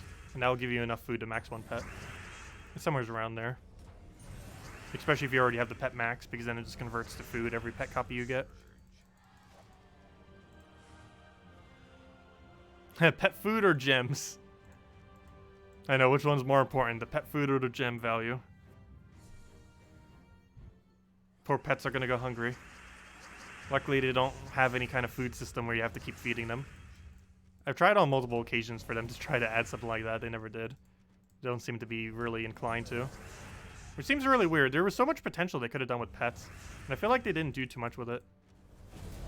Guilds can coordinate pets how? They're random. You can coordinate them in that if you have a bunch of people doing PvP and you end up getting a pet gnome, you can tell your guild, hey, when's the next pet going to expire? Hold that pet gnome, and then once that once the previous pet has expired, go and do that pet. And then once you go and do it after the previous pet has expired, you'll get a pet backup. So basically, you'll have 0 downtime. You'll go from having a 1-hour pet right back into having another 1-hour pet. And if your guild keeps coordinating that every single time anyone finds a pet gnome across the entire guild, you will perpetually have a pet battle every single hour. But that's how you coordinate it. You would have to have at least at any given time a few people in your guild doing PvP though, for that to be relevant. PvP or arena, but most people probably would pick PvP.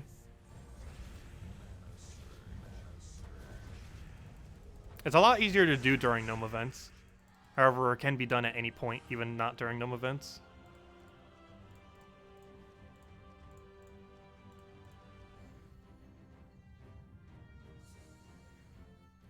Well, you can pretty consistently get a gnome every single hour off of PvP, especially if you had multiple people doing it.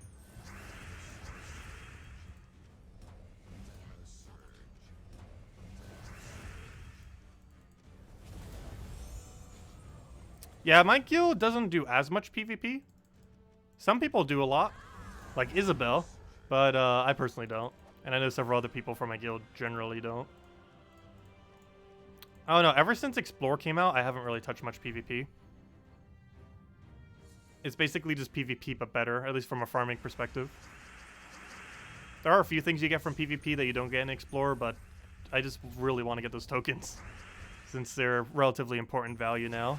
that PvP unfortunately has no way of gaining. The only way that PvP technically somewhat gains tokens now is the fact that the gold from PvP can now be used to get token tasks completed underneath your guild. However, you can do the exact same thing with the gold that you get from Explore. So that's not something that Explore can't do. But PvP can still technically, as of next patch, farm medals. Not directly, but indirectly through tasks, using the gold on tasks.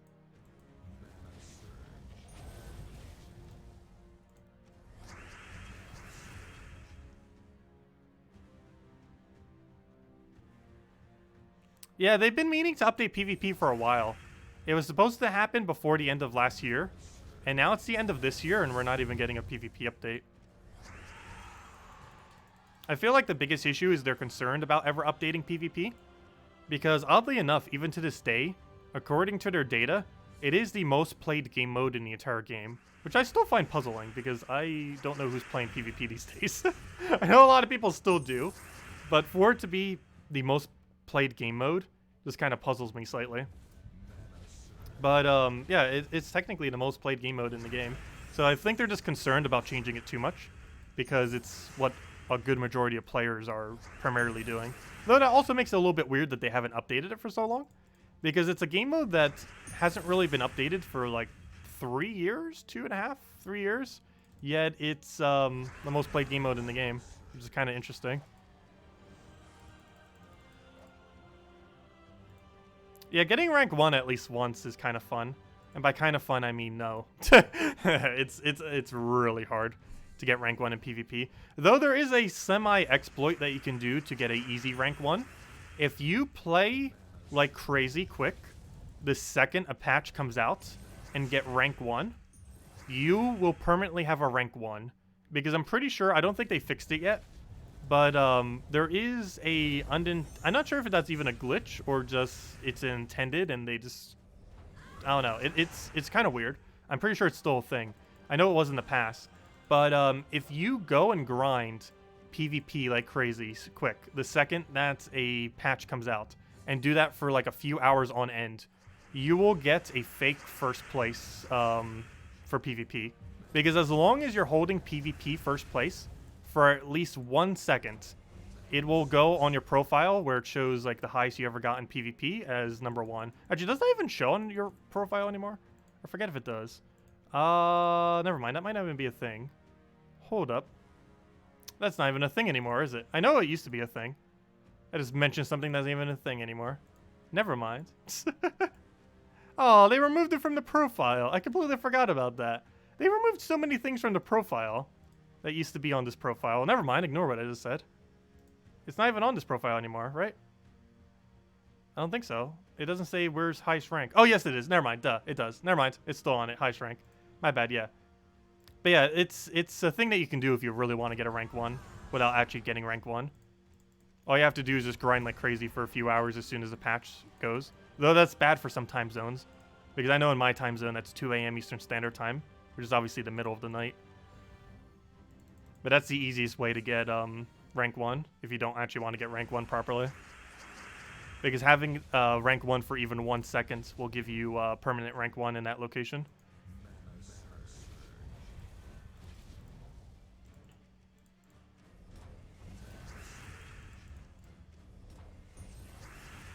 Oh, we'll go for mountain there. Grab that, and what do we have for follow-up? Let's do that into our truffles. Be good to go. Actually, might as well just kill most skulls at this point. Already started, might as well go all the way. Might as well.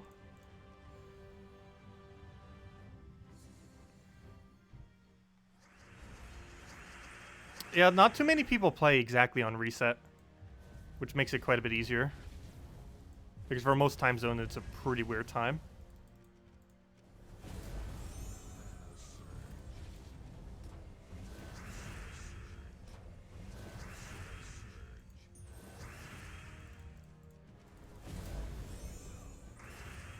Because even if you're in like more towards the Europe area, it's going to be like right in the morning of a work day, most likely, assuming you work on Mondays, which most people do. And for United States area and such, it's like the middle of the night.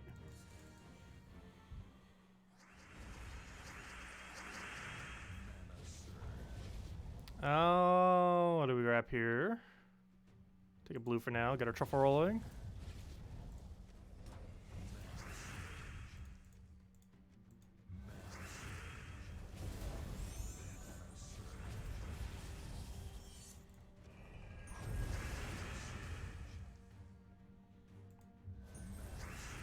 Okay, we'll go for our other truffle. I hate that he's just 1 mana down. But ooh, will. Let's take a skull and then just kill him with another truffle. Or almost kill him with triple skull, but we'll just do that and kill him that way. Only 58 for longest win streak. My win streak should be much higher than that. I believe it's 1,000 something. I wasn't looking at my profile earlier. That was someone else's profile. Highest we have is obviously rank 1. And that was actually a legit rank 1 as well. Win streak is currently 36. Longest win streak is 1,694. I forget what we ended up losing to in PvP that would have done that. But normally I'm testing teams for Monday. Oh, that's why. Monday video. I normally test teams for Monday videos. And because of that, I tend to do teams that might be somewhat bad at times because I'm just trying to test through a bunch of them. I might even just retreat from battles just to test things out. And my win streak almost always resets on Mondays because I end up testing teams on Mondays for the Monday event video. So that's why that's lower. Because that means on Monday we ended up losing because I ended up testing teams on Monday. So even if I win all my PvP battles, it almost always resets on Monday. Not because it resets on Monday, but because I test stuff on Monday, which normally is done in a way that makes me lose in some way. Let's see, because I also test early game teams, sometimes against stuff that it shouldn't be fighting against. Okay, what was I doing? I'm doing the rest of this. Let's go back to, not that. Go back to the faction. Keep getting our mirrored halls in there. Still got 3 more whole floors to go do.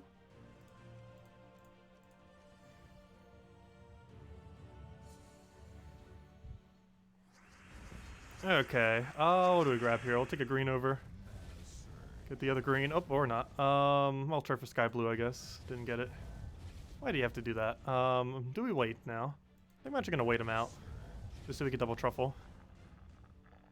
Let's take that for now. And now we double truffle, and should be good to go. So let him do his thing. Throw a truffle, throw a truffle, throw a truffle, and that should be the end of him off a truffle. All of the truffles.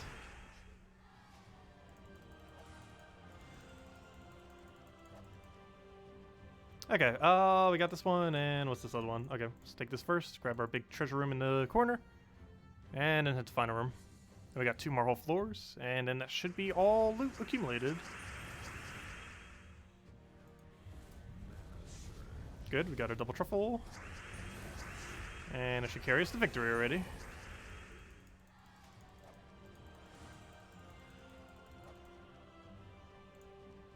Then we just take this, get our treasure, and go to the final room.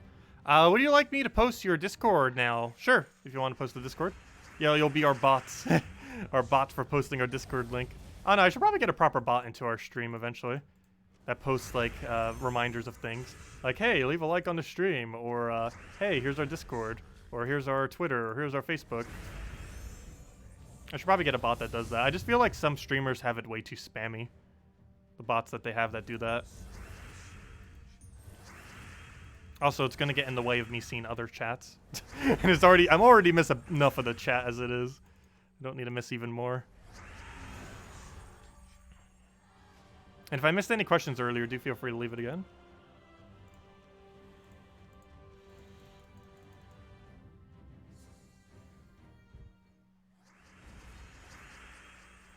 I'll grab that for now. Get our other blue. Get our double cast there. He unfortunately has Reflect, but it's not going to be able to do much since he has way less durability than the amount of damage we could need to do. Or I should say he has less durability than how much durability we have, which means it doesn't matter how much damage it reflects back, we'll just live. There we go. Okay, 2 more floors, or sorry, 3 more floors. Wait, yeah, 3 more. We have to do 60, 70, and 80. My bad. 3 more floors. Technically 4, because we'll probably have an extra sigil there. Might even have 2 extra sigils. We actually have 4 right now. Well, now 3 after we do this.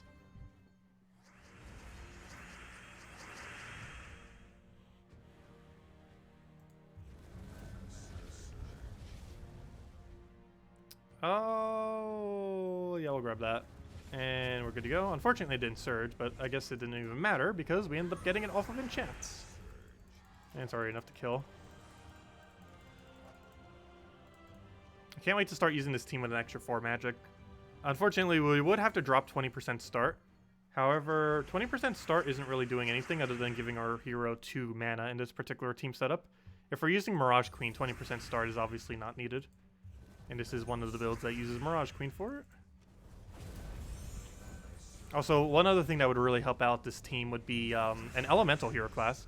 If an Elemental hero class has Green Storm, it will be so ridiculously broken with this. And even if it doesn't, it has Brown Storm, so at least it's not a horrible storm to have with it.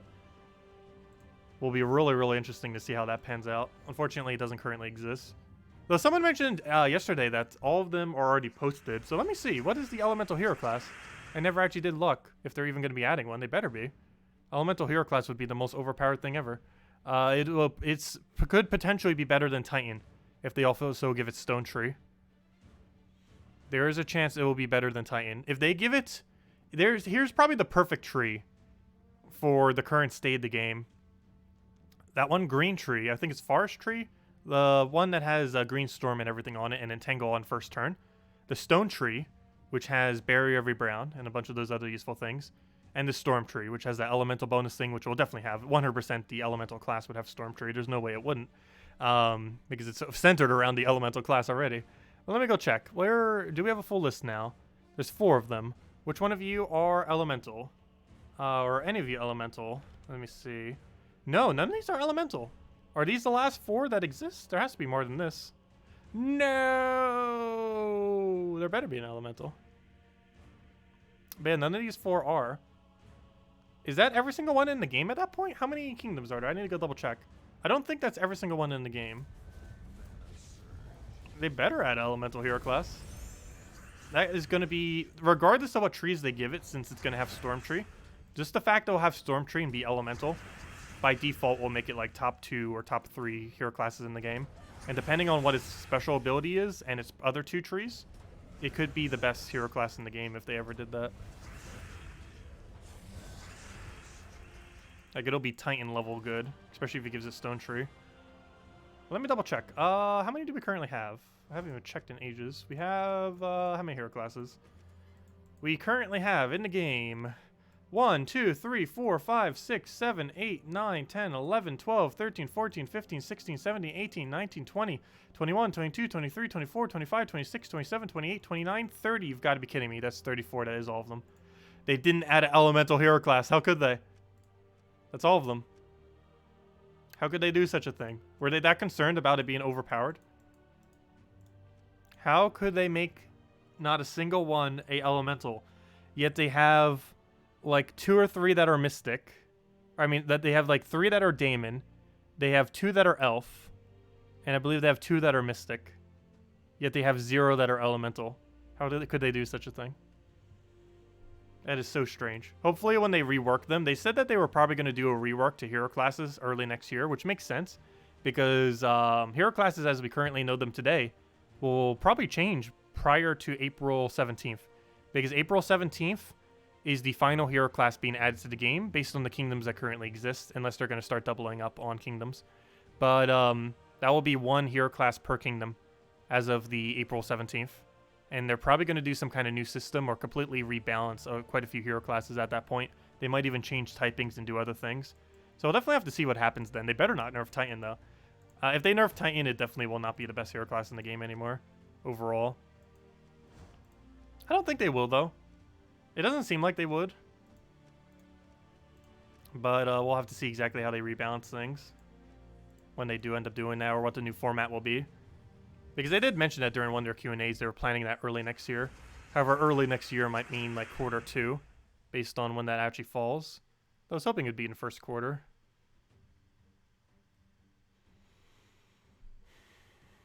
Oh yeah, there's also 2 dwarves. I would say that was the most useless hero class, or the useless typing in the game. However, as of recently, the last like year or 2, dwarves have become quite a bit less useless.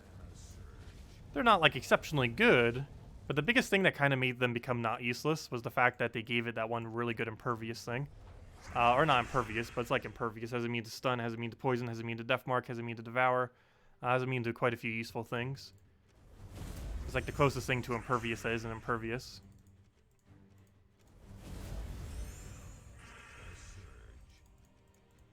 But yeah, no hero class is going to count as elemental unless they just revamp one of the ones that already exist.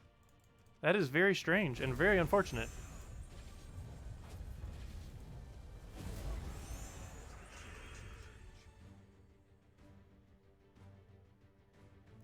Did they do 27 Guild War for this patch? I don't believe so. Though that'd be hard to tell because there's no way to test if they did it. And it might not have been in their patch notes because they don't put everything in the patch notes that we test. The patch notes that we test is normally a little bit more of an abridged version of the patch notes compared to the final patch notes that they post publicly. I don't believe it was. However, that, you know, that could end up changing. I wish they would, but I don't think it's coming next patch. I don't think they're doing anything in that regard, unfortunately, next patch, even though it's more centered around the Guild War patch.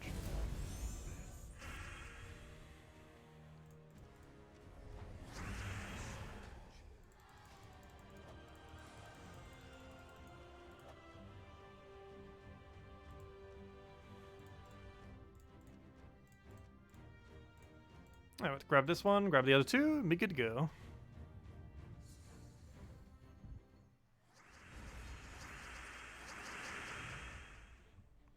I'll take that down for now.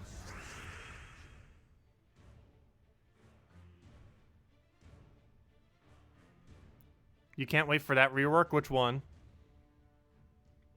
Faction classes? Oh, faction classes would be pretty cool if they ever did end up doing that. There's a lot of creative things they could do for them.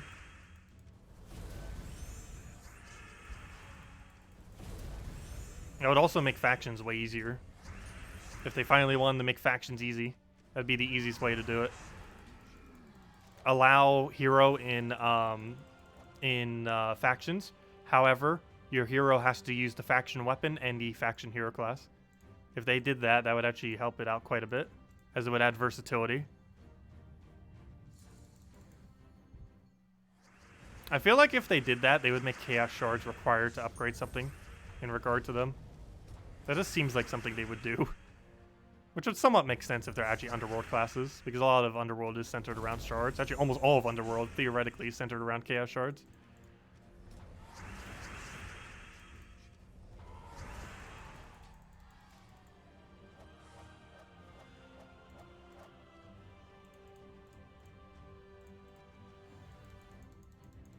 Yeah, Hero's been pretty broken for the last year and a half. Prior to about a year and a half ago, you would almost never run Hero. But ever since they added a patch that gave 7 additional traits to Heroes, you know, all the traits that come from getting it to 100, Heroes became excessively more viable.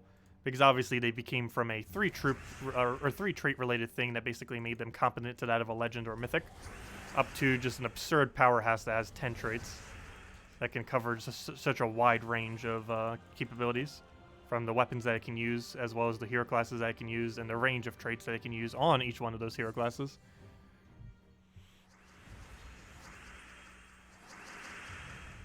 But it's really interesting how a single patch made Hero from something that was almost dead content to something that you literally had to put on every single team, almost.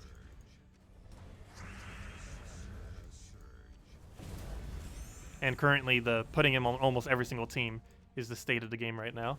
There are still some teams that run without Hero, but very, very few do.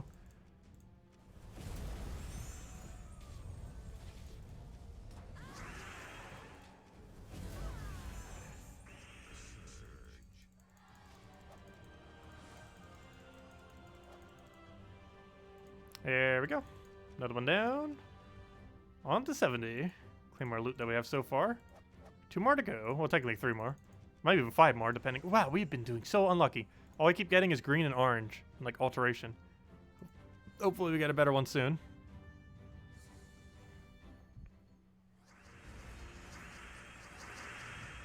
What they ended up doing with the drops, she was mentioning yesterday, is they're going to be replacing the treasure drops from the new task system. And instead of the new epic red tasks dropping treasure, instead of dropping treasures, they'll end up dropping gem-related gem keys, or, you know, keys that have gem value.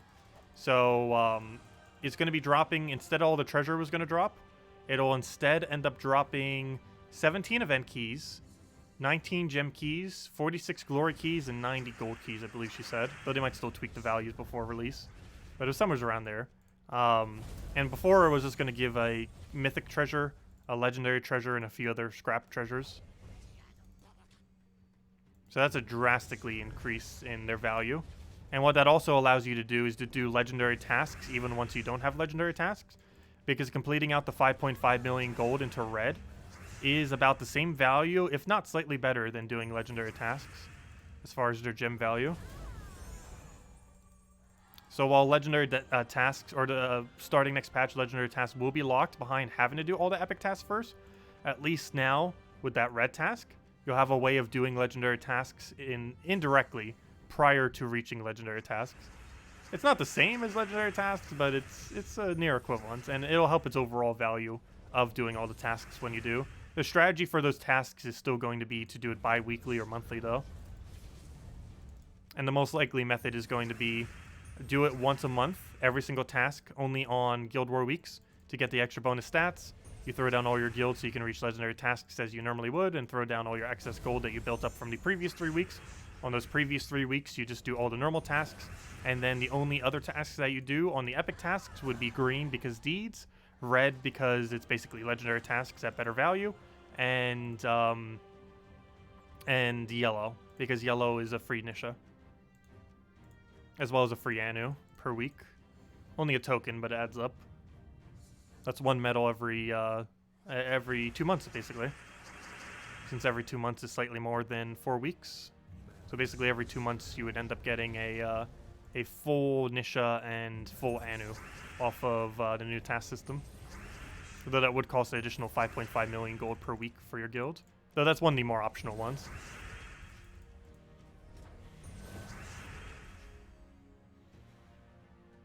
Oh, what do we take here? We'll take that for now. Get our mountain. How did he live with 1 HPs? There we go. That is very unfortunate. It couldn't just go down. We're already so close. Oh, why did I... oh, because it's a 1.2. That's why. And that was a 1.4. Oh, since this we're already here, might as well grab that. We're not using anything that really gains gold, but still will help it out nonetheless. Get a little bit more gold in there. Off the Zeddicus. I'm going to do this in case we can actually get alignment off it.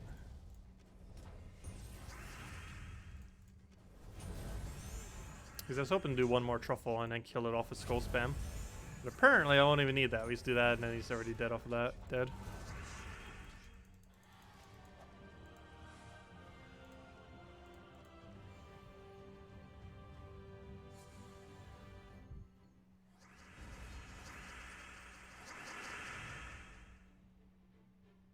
What was wrong with them before? When they were using chaos shards? Were they giving us too much? Yeah, they were giving too much treasure before. Oh, sorry, that's what you meant by the treasure thing. My bad. I thought you meant with the red tasks. But what ended up happening with treasure earlier, what she was talking about, is the way that shards were giving out loot were different than how they initially intended. However, I don't think it's posted anywhere in the game itself what their drop rates are. So I'm not sure what she was talking about when she was saying like their drop rates are in the game.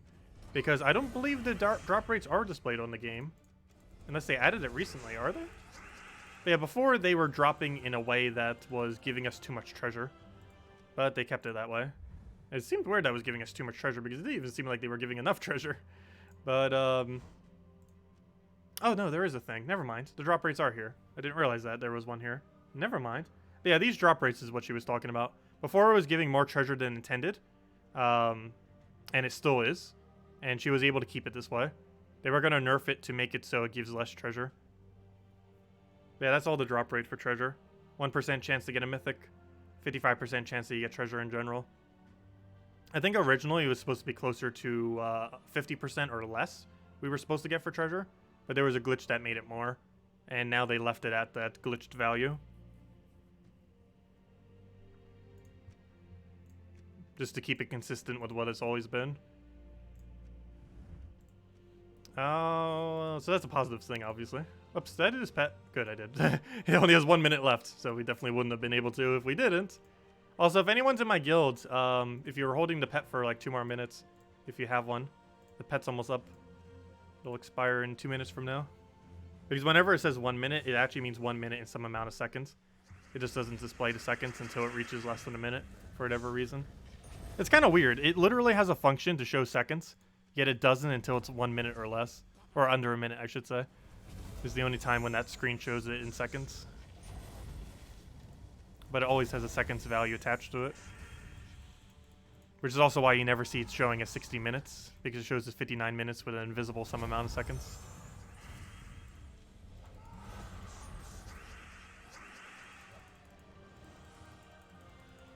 Because if I go check it now, it should say some amount of seconds. Let's see. Oh, no, it doesn't actually. Wait, I thought it did in the past. Well, it's showing as 000 right now. I'm almost guarantee it used to show seconds. Maybe it just doesn't anymore. Yeah, it definitely isn't, because it's literally showing zeros, because it's at the second mark right now. Thought it used to.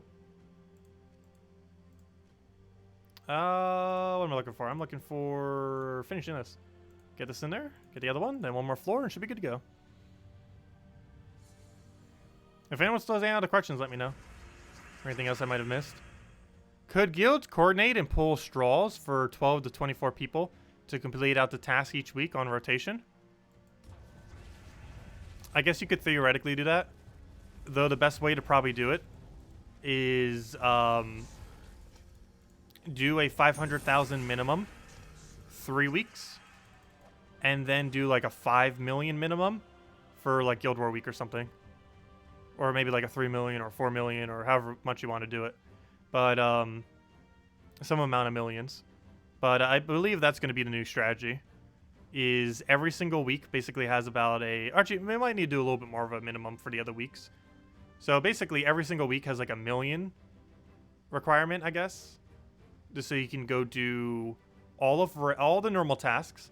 All of red, all of yellow, and all of green. And I believe with a 1 million each, you can do that. Let's see, what does that value come down to? What is 47 million minus about 6.5 million? So 47 million minus... how much do I need to minus for this again? It was around 5, 10... it was 6.5. Minus... Or 16.5, I mean. So minus 16,500,000. So that means you need to do about 30. Yeah, that's right. So if your guild does about 1 million per person on these other weeks, you'll be able to get those tasks done. It would cost 30.5 million gold to do all the normal tasks, all the red epics, all the green epics, and all of the what did I miss? Red, green, and yellow. To be able to do that would require 60.5 million gold across your entire guild, which means with about a 1 million per person requirement, you'd pretty much reach it, assuming someone does a little bit extra than 1 million. As long as you have everyone doing at least 1 million, you'd be able to do that. So that's probably what you do for the 3 weeks. And then for the off week, you would just go and dump all the gold you possibly can. So how much guilds want to do a requirement for that really just depends on the guild. But I feel like that's the method. Is 1 million each week, which my guild actually already has that requirement. But 1 million each week. Only do the red, green, and yellow epics. And then once a month, specifically on Guild War week, you throw like millions upon millions of gold. And whatever that requirement is for that week is basically determined on the guild itself, on how they prefer to go about it. Could be like 3 million requirement that week, 5 million, whatever they want to do. Not sure what I'm even doing for my own. I think initially I'm just going to be encouraged to dump all your gold and just go from there. But we might set an actual requirement to it. I'm not sure. I feel like if I set a requirement to it, it should be about 3 million. I'm not sure. But we'll see how it goes. But that's basically the structure you'd want to do guild tasks starting next patch, most likely. Did they specifically say 27 out of 30 would be next patch? I didn't see it in the patch notes. They said it in the last dev Q&A? Did they? I thought they said they wouldn't. I thought they specifically said the exact opposite, unless I heard them speak. Last I heard in the last Q&A, they said they would never add the 4.7. Or that they wouldn't consider it at the moment. Like that they would want to do other methods, which they never ended up doing. I don't know, maybe I just misheard it. But I'm pretty sure they said that they wouldn't, not that they would.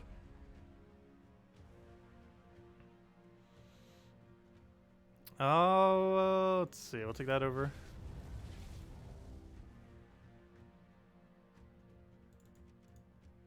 Oh, it is in her notes. Okay, I guess I just misheard it then. I definitely sounded like they said the exact opposite. Though I was multitasking at the time. I was watching it at the time. So I guess I just complete oversight on my part. My bad.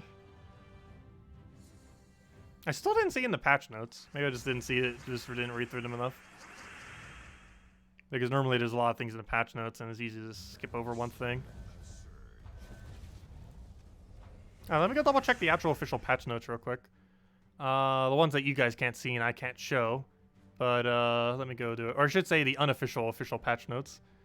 Let me go double check again. Maybe I just completely didn't see it when I last checked it. Give me a minute. Need to go find it somewhere on the forum. It's buried. Where's the beta? Let's see. Where's the beta?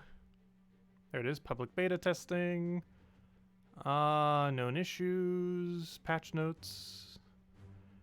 Let me see. Let's see if I can type in 27 if it comes up. Well, 27... Wait, does it bring it up? Hold up. Oh, it is. My bad. I completely missed over it. I guess I'll read this part, because this is, I guess, technically public knowledge if they said that during the thing.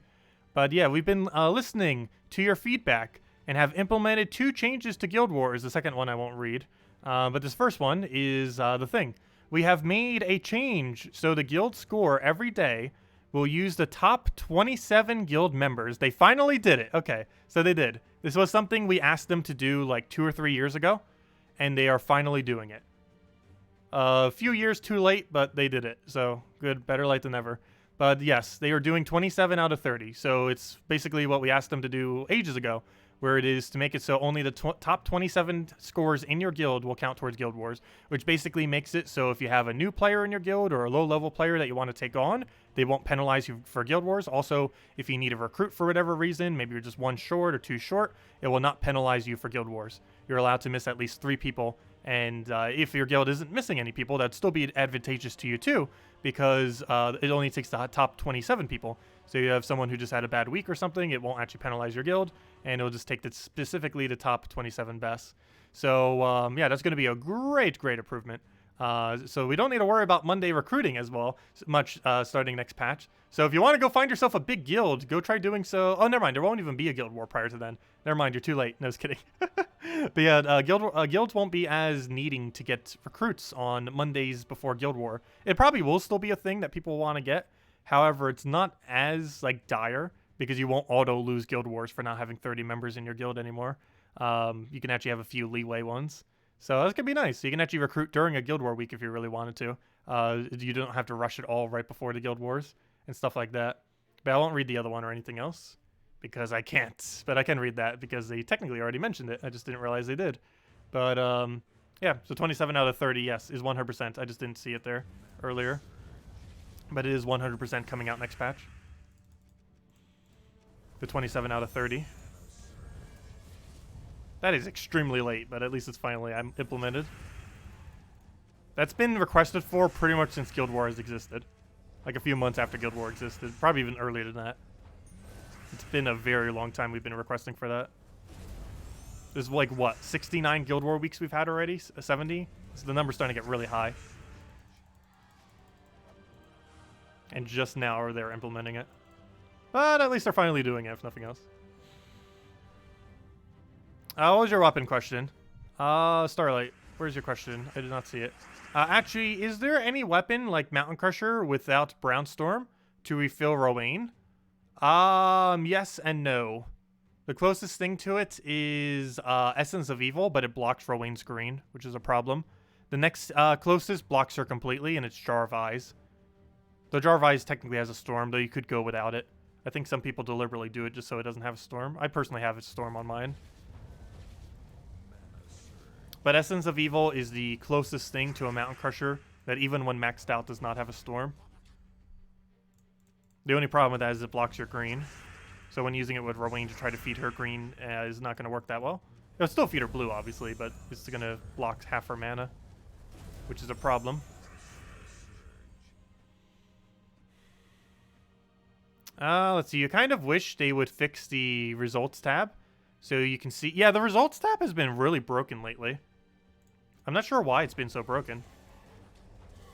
Like, the data on it's almost useless now. One other thing that's slightly annoying is you can't see what your score is for every single day. You can do this if you're doing it every day, but if you're doing it all in one day, like let's say you're just doing all of your Guild Wars on a Saturday or all on a Sunday, you cannot see what you scored for each individual day until your very final day, which is kind of weird. Like, you can if you do it day by day on the day that it occurs, but if you miss even one day and do it the following day, you cannot see what your previous days were to see what your score was specifically. Meaning, unless you take the value each time, you will not know what your score was for each day, which is really weird. There's a lot of things that they could do to improve it.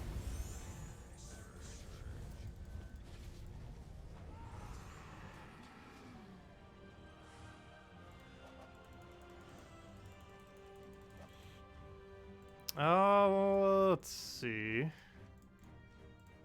We'll grab this for now.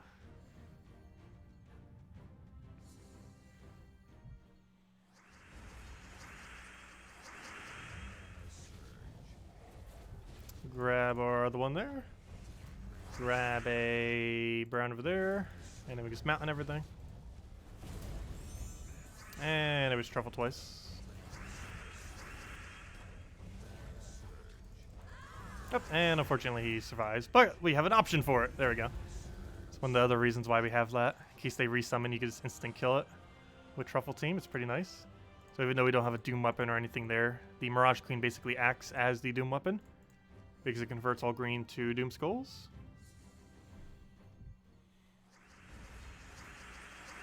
Oh, what do we take here? Grab that for now. Get ourselves a truffle. Good night, Starlight. Catch you later. Have a good week. Or have a good night.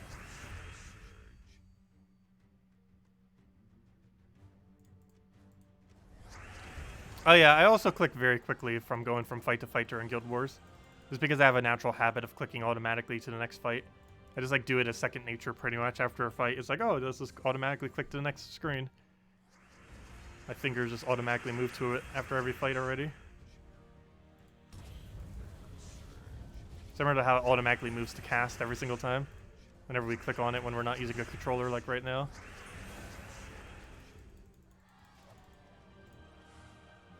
Oh, I almost clicked to run away. I'm just gonna keep clicking green buttons because I was overly thinking of it at the moment. That is not a green button I want to click. I'm actually surprised they have it as a color green and not red. I know that's like a really small tweak thing, complaint, but I feel like there might be players that see the button as green and might naturally want to click it because it's green instead of red. It'd make a lot more sense if the button was red.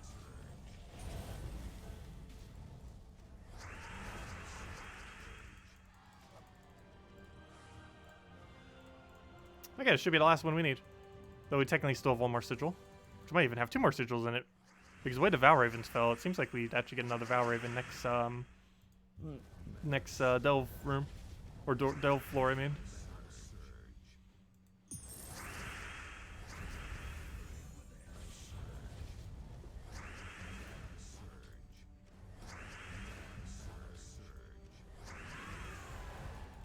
There we go. Easy as that. Get over our shard loot. Claim our rewards. And there we go. Yep, and we did complete it out without technically needing the 30 gems. However, they help speed us up. And apparently we can't get away from alternating between green and orange. Apparently. But there we go. That's everything we needed. And I'll probably do the other one off stream throughout the night prior to bed. But anyways, I believe that's everything for now then. But yeah, don't forget to go to dungeons. We are getting a new delve 2 Fridays from now for Stormheim. And it will be only adding 1 giant, unfortunately. We were kind of hoping that would add 4 giants, but it does add 1. I don't think it's too viable in the composition of the team, though.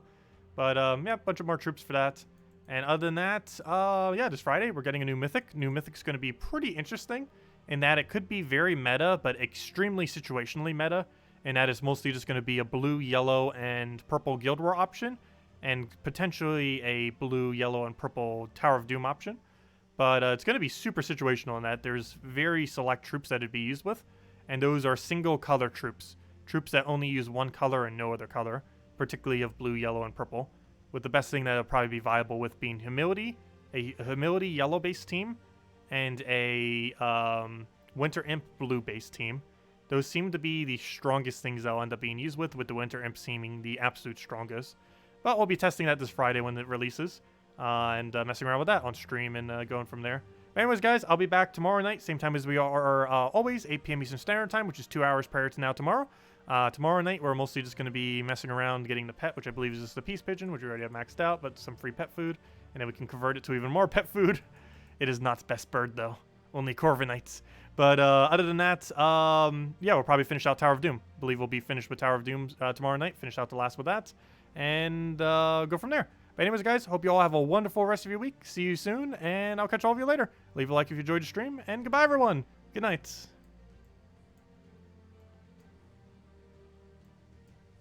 If I can click the button. And now, good night.